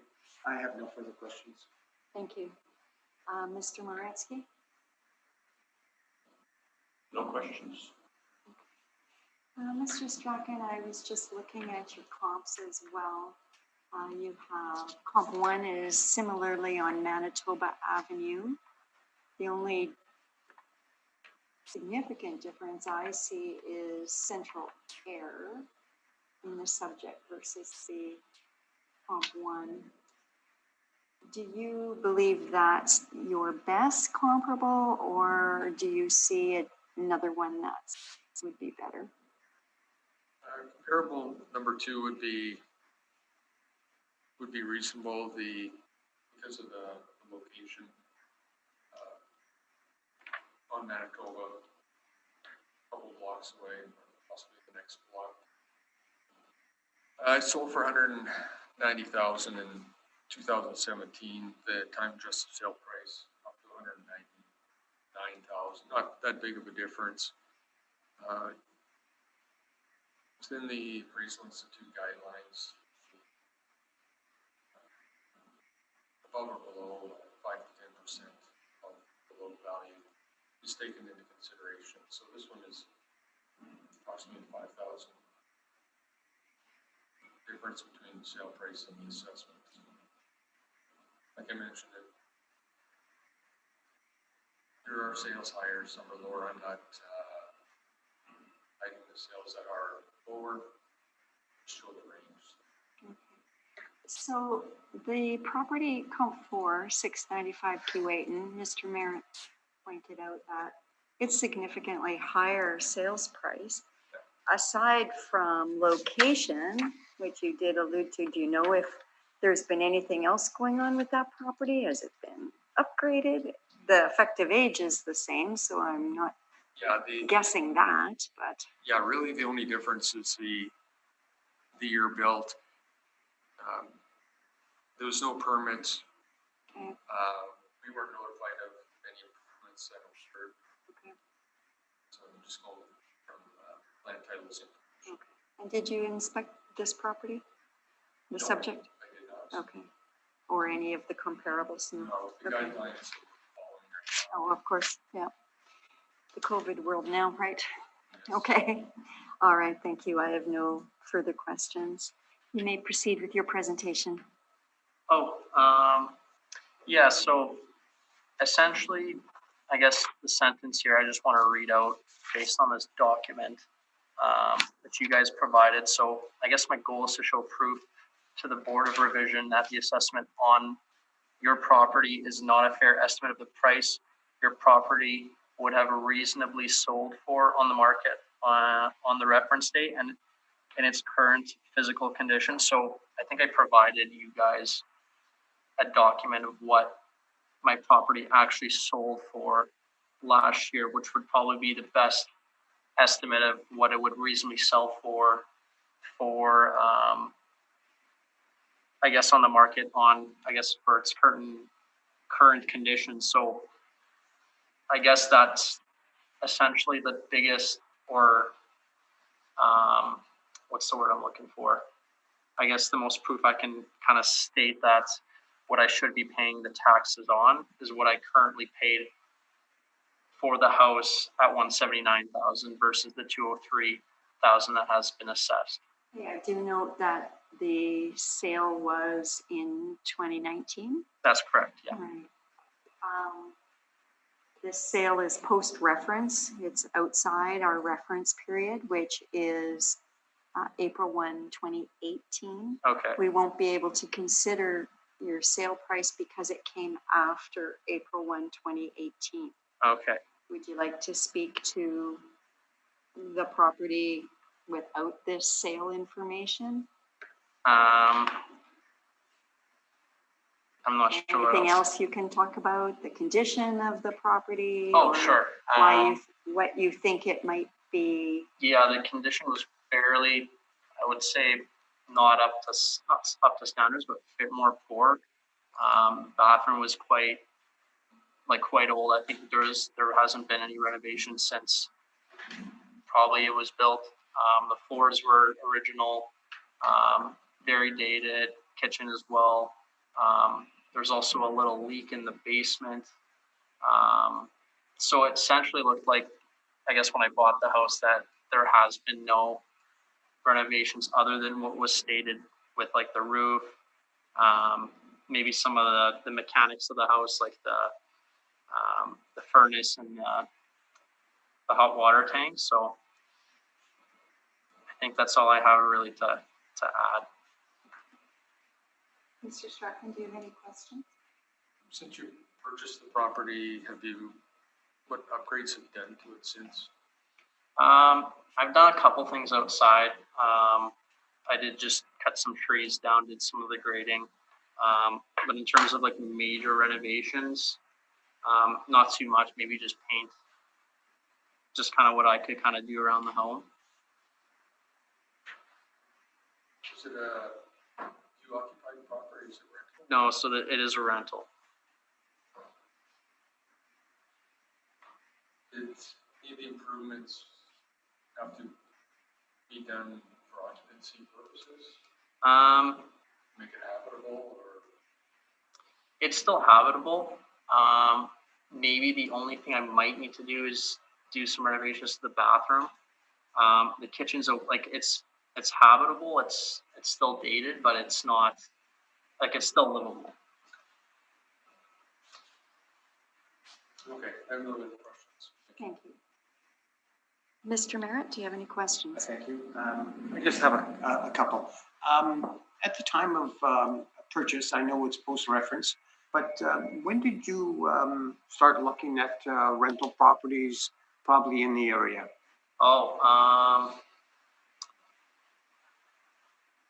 Early spring? I would say maybe a month before. Like I wasn't month looking for a before? long period of time. Okay. Yeah. My agent kind of, yeah, like we weren't looking too long, essentially. Like it wasn't until spring, maybe I'd say a month. So do you recall the list price on the house? Yes, I do. It was 185. 185? Yeah. And when you bought it, were there any conditions that you imposed on the vendor? Could you explain it? Subject to an appraisal, subject to, electrical inspection, Yeah. any sort of inspection, foundation. That's correct. So it was I believe it was subject to an inspection. Yeah, I think that's about it. Did you waive those conditions or were they met or? Based on what we saw, it was met to my liking. And you have a tenant in there? That's correct. Okay.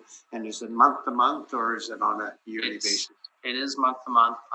He has requested to, I guess, leave, or he's leaving at the end of this month as well. So I guess we had a contract for about 6 months, but now it's currently month to month until he leaves. All right. I have no further questions. Or what do you think the value should be? What I think the value should be? Yep. I think it should be $179,000, the price that I paid. Thank you. Thank you. Mr. Moretsky? No questions. In the presentation, the written presentation on page 2, you've brought a whole bunch of sales data for Market Region 4. Yep.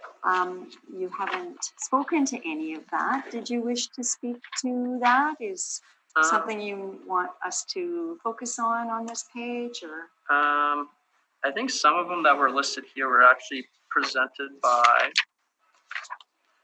Mr. Doug Strahan. Is that Strahan? Is that how you pronounce it? Yes, Sometimes, okay.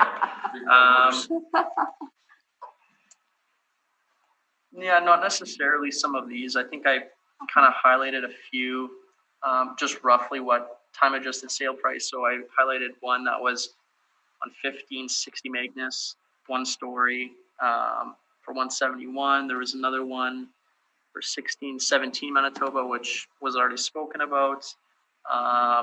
But I didn't look too much into the nitty gritty details like these here. I would also like to state that the location of the house, or of my house, is a little closer to there's a little train tracks onto the right side. So I don't know if that'll affect the value a little bit, whether it's closer to the inner city, even though it's a couple blocks away. So I would like to state that as well. But other than that, I have no further. And you feel that the train tracks are a detriment, or? There isn't a train that runs constantly, but there is from time to time a train there, from what I believe. I would say so, a little bit. It's just that further into that area, like there's more homes. It's just a little nicer if you drive by there, but closer to the edges, there's like I guess an abandoned church on the corner there that's close to my home. And I believe, yeah, the train tracks does kind of factor a little bit versus a block or two inside the area or closer to the parks. If you're heading towards west. Okay. All right, well, thank you. I have no further questions, so thank you very much. Thank you. So I can just leave. Receive our written order very shortly in the mail. Okay. Thank you. Thank you. Have a great day, everyone. You too.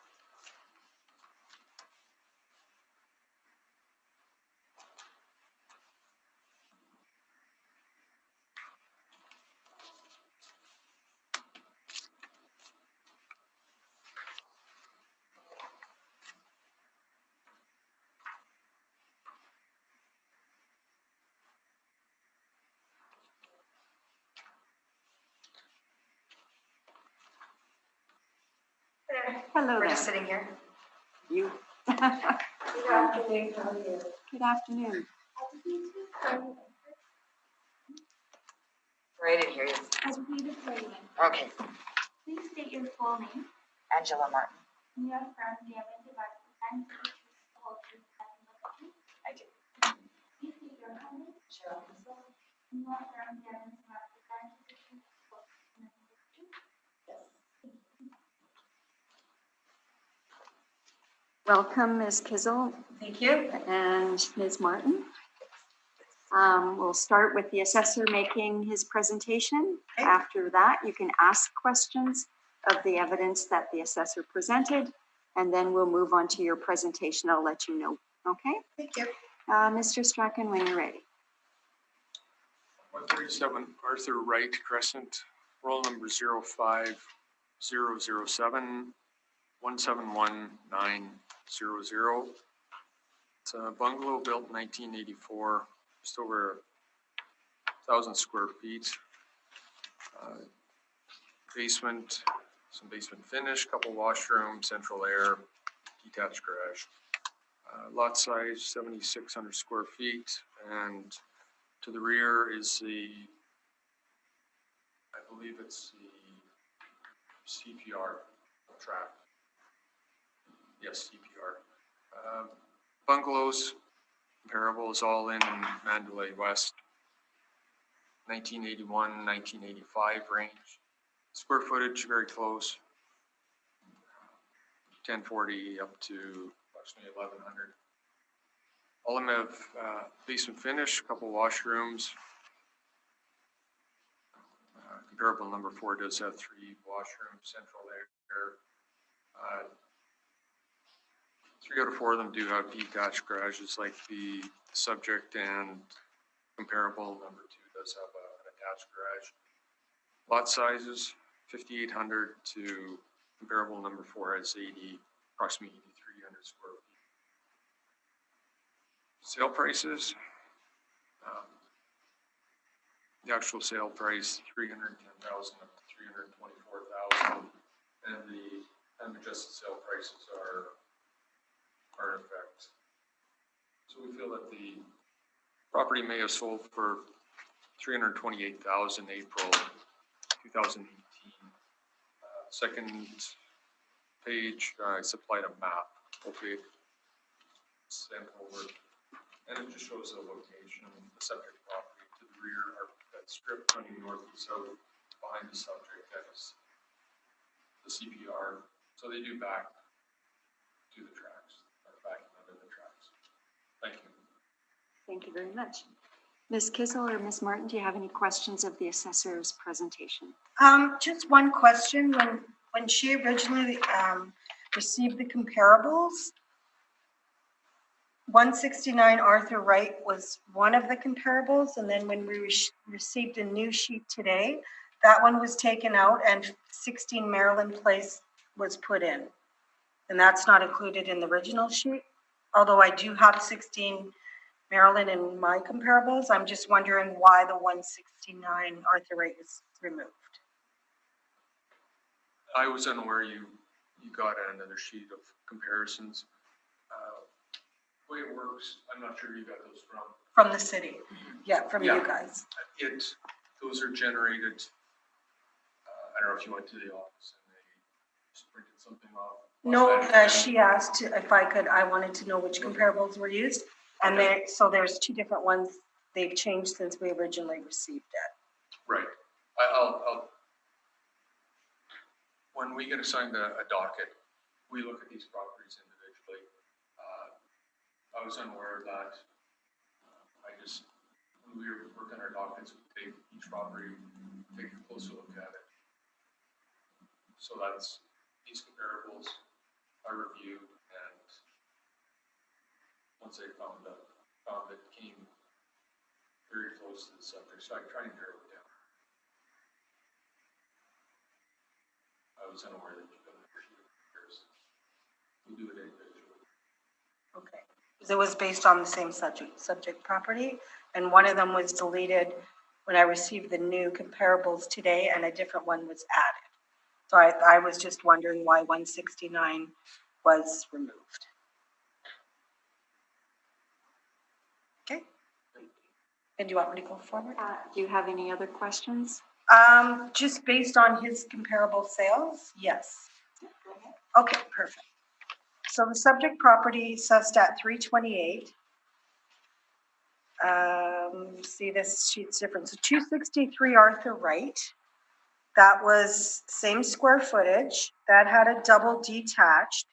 Now that one sold for 324.9. Based on the comparables I'm going to go through, we think that one was someone severely overpaid for that property at the time. Based on my comparable sales. Just a second. Do Yeah. you have questions of what Mr. Strachan has presented? Yes. We'll get to your presentation when we're done with the questions, but right now we're just at that questioning. Sure. So based on the 263 Arthur Wright, that one had an in-ground sprinkler system. They paid $324.9 at the time. The other one that I had on there, 169 Arthur Wright, that one was 1,080 square feet. That one sold for $273 a square foot, times it by her square footage, brings it up to around $285. That one, it was very comparable in size, double detached garage. It had more upgrades. That one had a beautifully landscaped yard, oversized double heated garage, upgraded central air, lighting. The baths were renovated, the shingles, the monitored alarm. It had a gas line for a barbecue. It had a rec room. It just needed a ceiling, and that one sold for $295. Okay. 31 Sasaki. Now that's a bi-level, 1,098. So And are you asking a question of Mr. Strachan about what he's yeah, presented on that? Yeah, about the bi-level. So Okay. that one, we never compare a bi-level if there's enough bungalows, because a bi-level, that one also had a double attached garage, and a double attached garage brings significantly more value. It also has, a bi-level has higher windows with egress, which is more desirable. So that one sold for 282 square feet, which brings us up to 294 square feet, less the double detached. And it also had newer high efficiency furnace. It had a skylight, stainless steel appliances, high efficiency furnace, newer hot water tank, new roof, new tri-pane windows. So we think that was substantially better condition. Not quite sure why the bi-level with the double attached was used.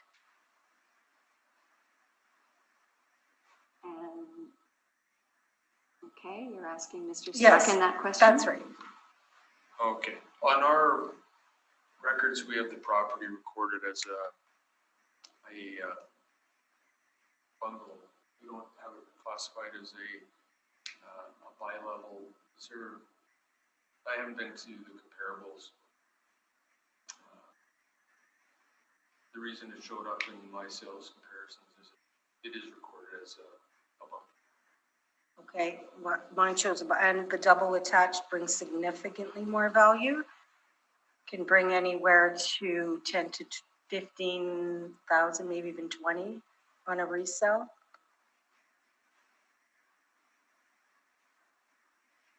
Yes, that's a question? Yes. Yes. Yes. Yeah, the attached garages do have an influence on value. Okay. And 3 Duvel, that one was same square footage, double detached. That one sold for $321. Now that one, I'm just based on condition. That one had a custom kitchen with maple cabinets, maple soft closed drawers, all new appliances. It had a newer rec room with a games room.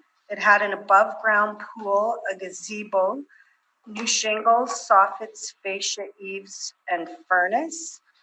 So that one with all the upgrades in the pool. Now that sold for $321, and she's got all original cupboards in there. She doesn't have a pool. She backs onto the tracks. So that's wondering, that one, in my opinion, is higher value based on the upgrades. Are you asking a question? Yes, I'm asking if that one comes into comparable based on the condition that we have compared to hers. The sales comparisons that I supplied, generally, we don't do the inspections. We're unaware of. I don't know if this property, if property owners took out permits for the improvements. I'll take their word of the agent, but we're going by sales supplied to us from land titles. That's the information that I have. The inspection wasn't done. So Okay, perfect. And the 16 Maryland. now, that's okay, I'll just go through those when I do my comparables. Thank you. Thank you. Mr. Merritt, do you have any questions? Yes, Mr. Strachan, you had mentioned that there was a sale on the property. Did I hear you say that? on this property? Yes. No, I don't have any Okay. sales information. Then I don't have any questions then. Thank you. Thank you. Mr. Moretsky. So when you do these sales comparisons, do you look, if there's no inspection done, do you look at the listing information when the house was sold? To see if there was upgrades like the applicant mentioned, like new appliances and things like that? Is that part of the assessment process? Personally, I didn't do a sale. Offhand, I don't know if the person who did the sales verification on this, if they did an inspection. I didn't see the multiple listings for these properties.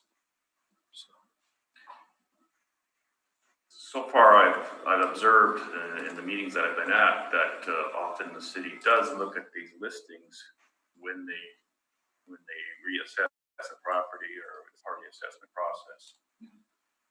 So I'm just curious as to why they're not looked at when you're doing comparisons.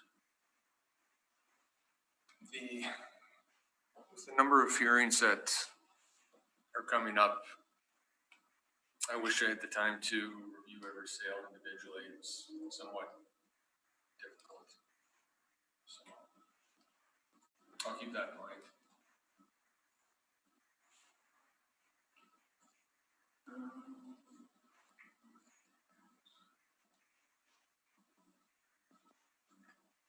So yeah, it was mentioned about attached double and detached double. So, okay, a double garage is obviously going to add value, significant value to the property, but then an attached double adds even more. So let's just use the 20,000 as an assumption for the value of a double garage only. What would a detached be? I mean, sorry, an attached as opposed to detached. Again, it's a regression model. We stick to the neighborhood. If we could use a cost approach, it'd be nice if we could do that, but it's based in the regression model. Keep track of the sales that occurred with attached garages. I wish I could come up with, give you a square foot rate, but it doesn't work that way. It's a regression value. Okay, no further questions. Thank you. Ms. Kizel and Ms. Martin, you can proceed with your presentation. Thank you.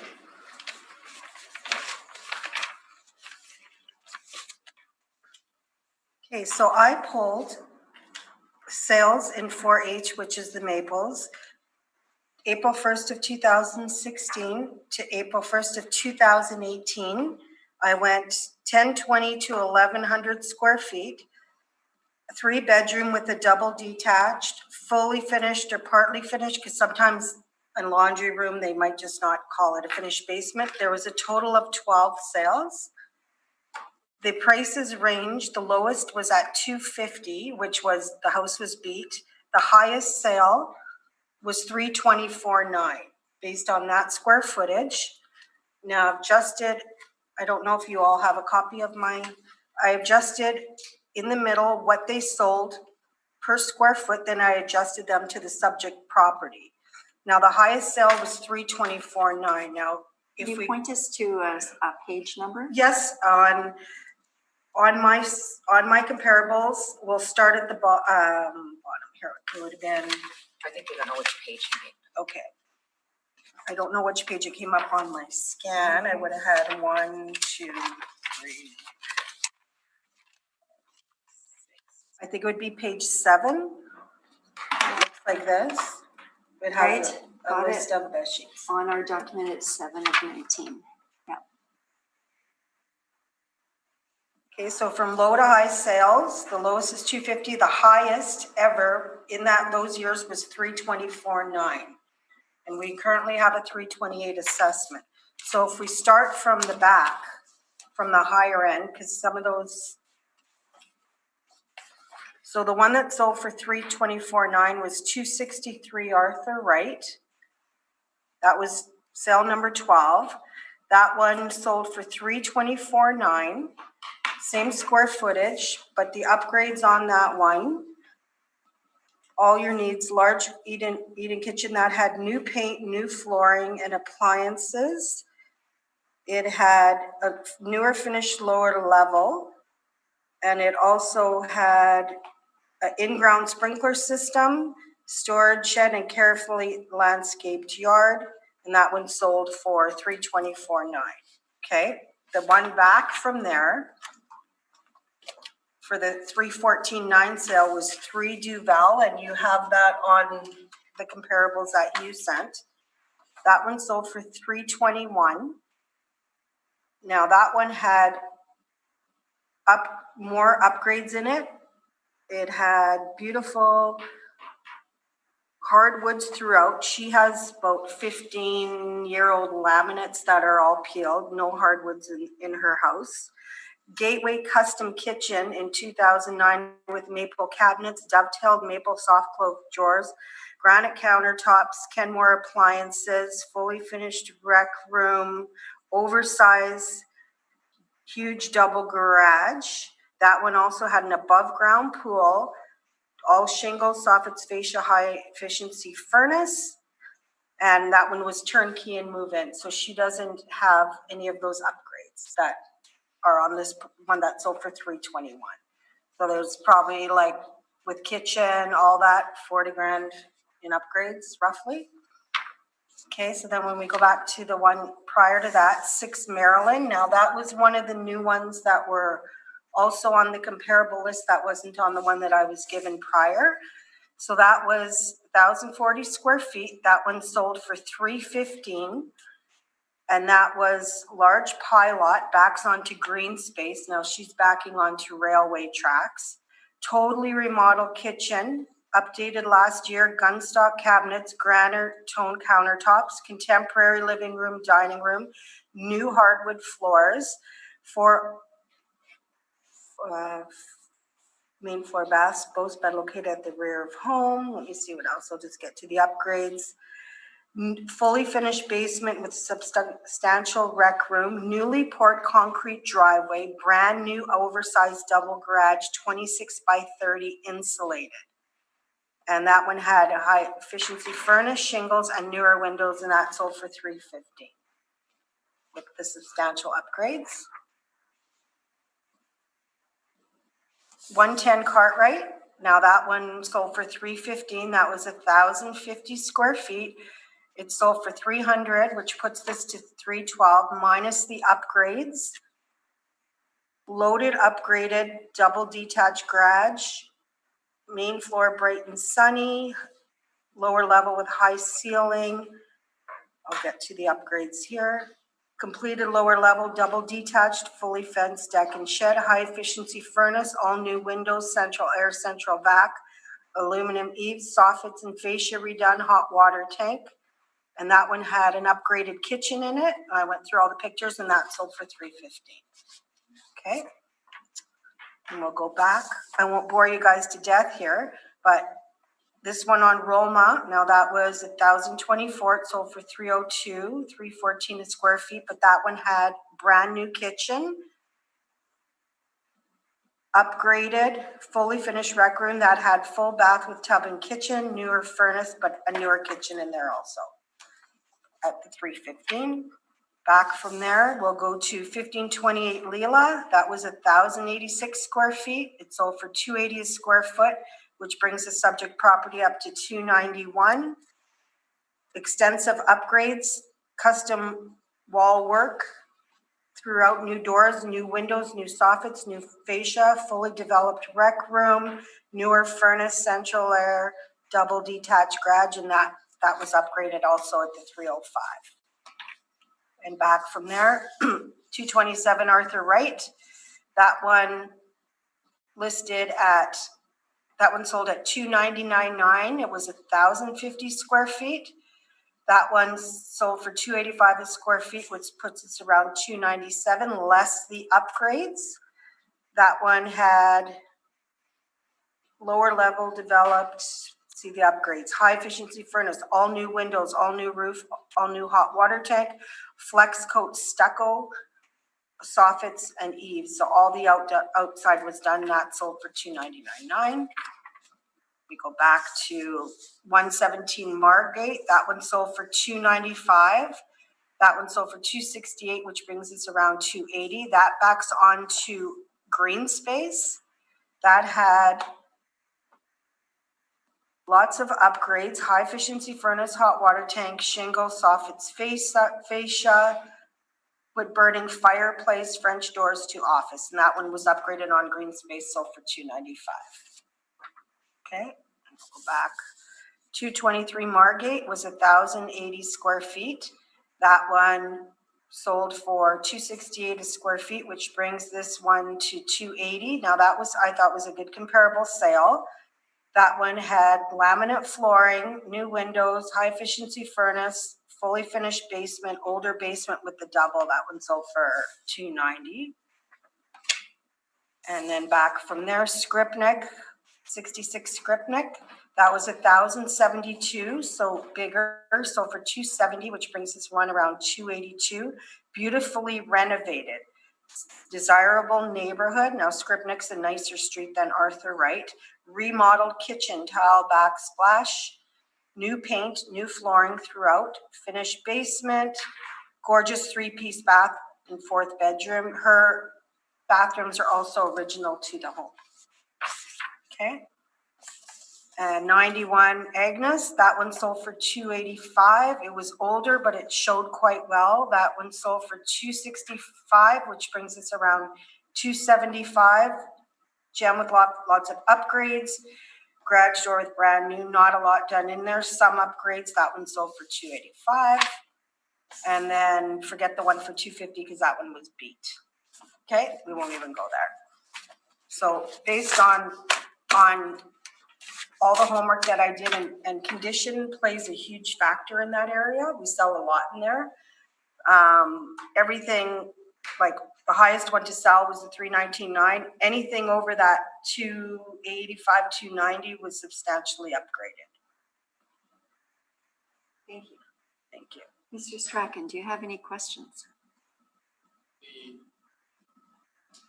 I haven't gone through all these. What year were these sold in? Oh, these were sold exactly the times you asked. They asked for April 1st, 2016 to April 1st, 2018. Okay. For the ones that sold in 2016, do you feel that they've gone up in value since from 2016 up to April 1st, 2018? Not really, only if they had upgrades. Like that market hadn't changed quite a bit that much in there, only if the upgraded properties were getting that money. So for example, one of the properties that had undergone upgrades and sold in 2016, their value would be unchanged over that 2 years. A little bit, but not a ton. Like some of the upgrades that, some of the properties that sold in that whole area, they had variety of different upgrades. So I adjusted based on those upgrades. I mean, that's the time I'm given for the assessment is between those dates. So that's where we pulled our comparables from.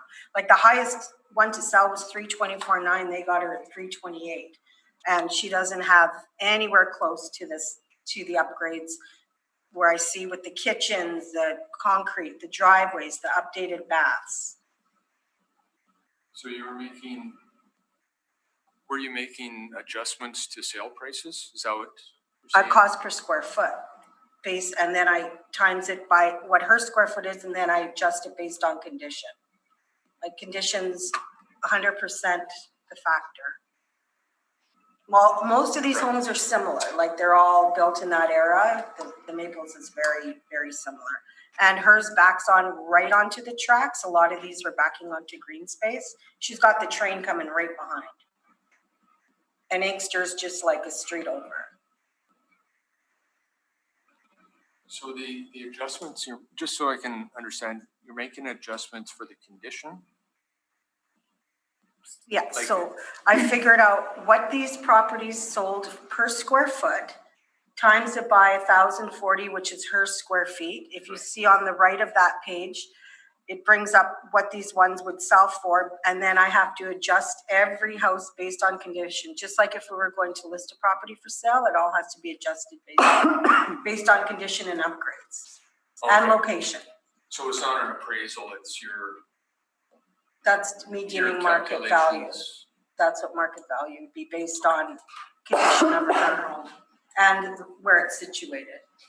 Like her flooring in there's 15 years old, her cupboards are original, her garage is original, the location.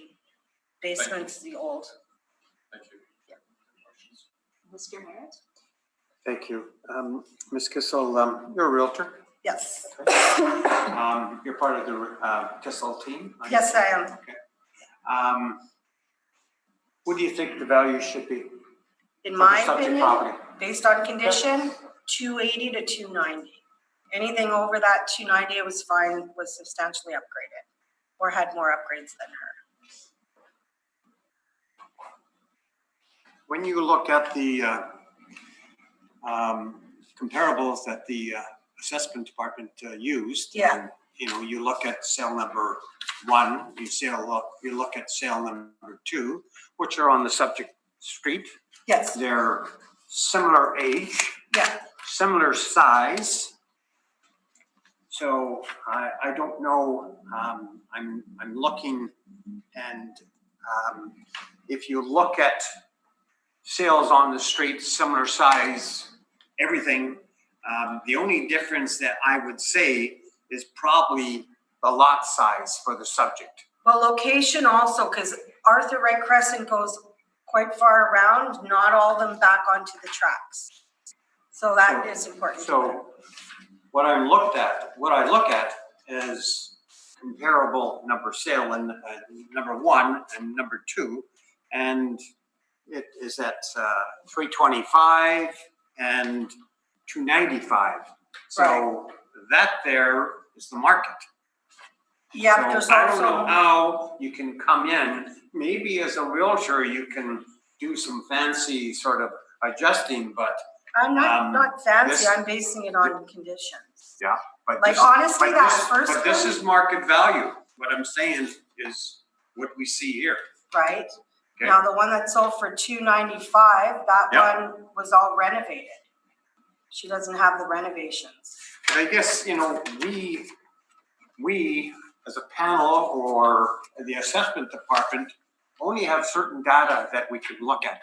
You have the inside guts of the material. Yep.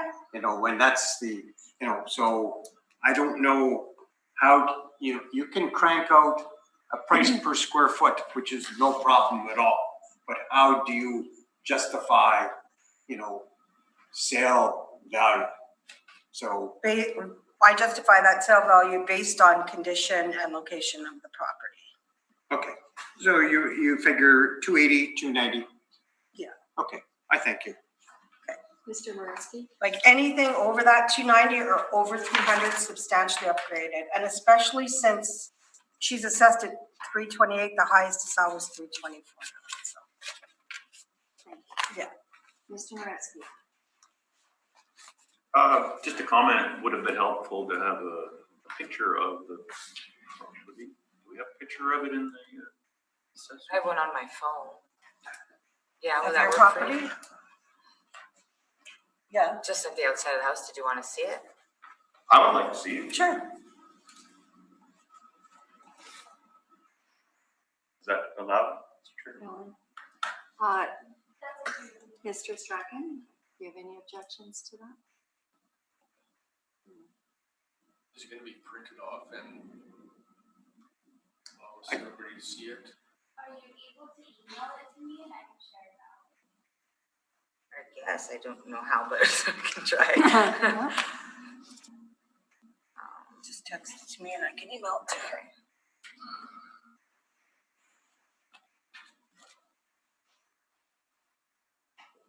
Okay, while you're doing that then, so there is built in 1984. Yeah. And there's absolutely nothing done to the house since then? No, there's some upgrades, like the flooring was done about 15 years ago. The cupboards are original. I just painted. Yeah, she painted the cupboards.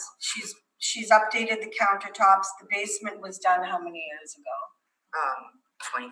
25 years ago. The the cupboards are original. The bathrooms are original. The 2 bathrooms. So it's just been kind of painted. Windows are original? Or- Some of them? Some of them, the bedroom ones are original. The front ones had rocks thrown through them. I sent it to you. Like just normal wear and tear maintenance, but she hasn't put money in a kitchen or bathrooms or flooring. Some windows are done. Okay. The train tracks are a big problem. Like there is a train that goes by there 5 times a week, so it shakes the house. Like it is definitely not an asset to have that right behind you. Did you text it to me? Yeah, didn't come.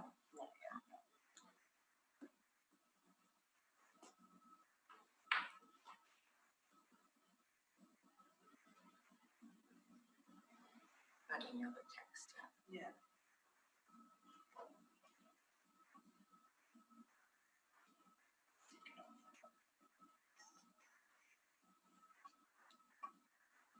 My basement's unfinished as well. Like my laundry room is just Well, drywall. it's partly finished. Yeah, like Yeah, my yeah, laundry right. room is all drywall. What about the furnace and the hot water tank and the washer and dryer? Are they all original? My washer and dryer, yes, and my water tank is 2011 because it just broke last week, and I had to check the date on it to find out if it was on warranty or not. And the furnace is about 6 years. Is it high efficiency furnace? I don't know. I had a friend of a friend install it, so I guess so because that 6 years ago is that what they sold? Should be. Yeah. What was your email? BROJO BROJO. @winnipeg.ca. Oh, I got it here. Yeah.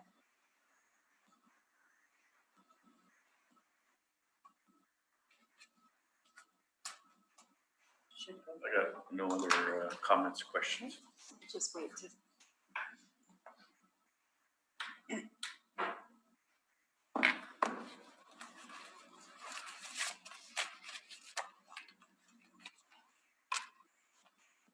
It's just the one photograph. Yeah. That's all I have.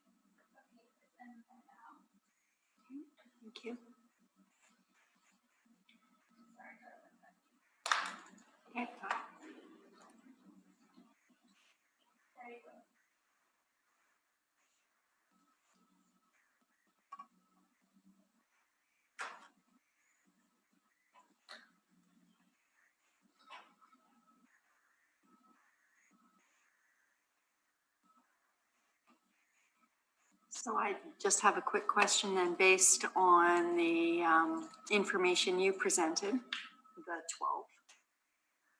Do you have a property of those 12 that's most similar to this one? Yeah, I'll grab it right here. Yes, in terms of size and condition. Yeah, I would say, hold on.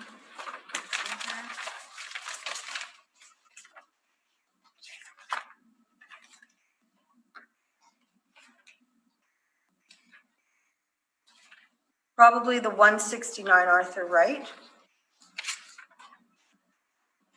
It's not in your list. In my list? Oh, It was on the you list. did add it. Yeah, because- it's just printed on. That's right, that one's printed on there, I yeah. say, okay, so that's up at the very front, right? Yeah, and that had the bathrooms done at the 295. Okay, thank you. I have Okay. no further questions. Thank you. You'll receive our decision soon in the mail. Thanks for your time. Thank you. Have a nice day. You too.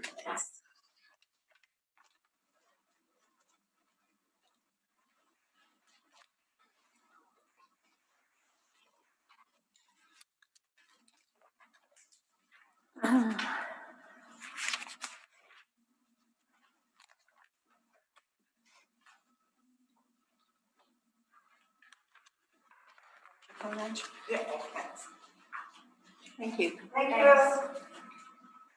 Okay, we'll now loop back to our docket. We have to deal with item number 7 and 8. I don't believe anybody is here representing those properties at this time. So Mr. Strachan, if you could please take us through 498 Manitoba Avenue. 498 Manitoba, roll number 14020526500. It's a bungalow up in William White area. 2021 assessment, 75,000. To the best of my knowledge, the house wasn't the best of shape. It's still standing. Nearby, there was some vacant land sales. The house still stands. There's been no demolition permits. The owner, when I spoke to him, he mentioned that there was going to be,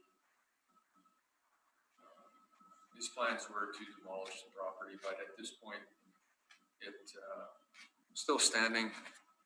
I supplied some land sales in the neighborhood just to show you the land value alone. Fine.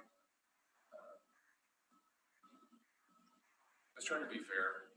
Home selling for 75,000. I couldn't. Basically, I had to lean towards land sales. Vacant land is selling for that range, but since the property, the dwelling still exists, we have to put we do put a value on it. That's why the assessment is at 75,000. Find homes that it was difficult to find sales anywhere near that price. They were substantially higher, so I feel we're being pretty reasonable, having a land value plus a structure that still does exist. Otherwise, sales were substantially higher than 75,000. So we're being quite fair in this value of 75,000. Okay, Mr. Merritt, do you have any questions? No questions, madam? Mr. Moretsky? No questions. The house is not habitable at this point, or it is, but I think the plans are for demolition. I didn't take a drive-by or inspect, so I okay. can't give you an answer there. Okay. All right, thank you very much. Item number 8 is 496 Manitoba Avenue. 496 Manitoba, roll number 14020526700. It's 1 3/4 story property. It's undergone renovations. We've applied a 30-year age variant, 1,400 square feet, full basement. The 2021 assessment of 145,000. Sales, it was very easy to find comparable sales. There's been a lot of homes in the William White area that are over 100 years old. Investors are putting some pretty good money into the properties, either make them rentals or first-time buyers. Put some effort into it. So the sale prices, there's a range. You'll see 136,000 up to 163. This property, I feel 145,000 fits into the range of what it may have sold for as of April 2018. Thank you, Mr. Strachan. Mr. Merritt? I have none, thank you. Mr. Moretsky? No questions. And I have no questions. Thank you very much, Mr. Strachan. Thank you. And that concludes our hearing today. Thank you.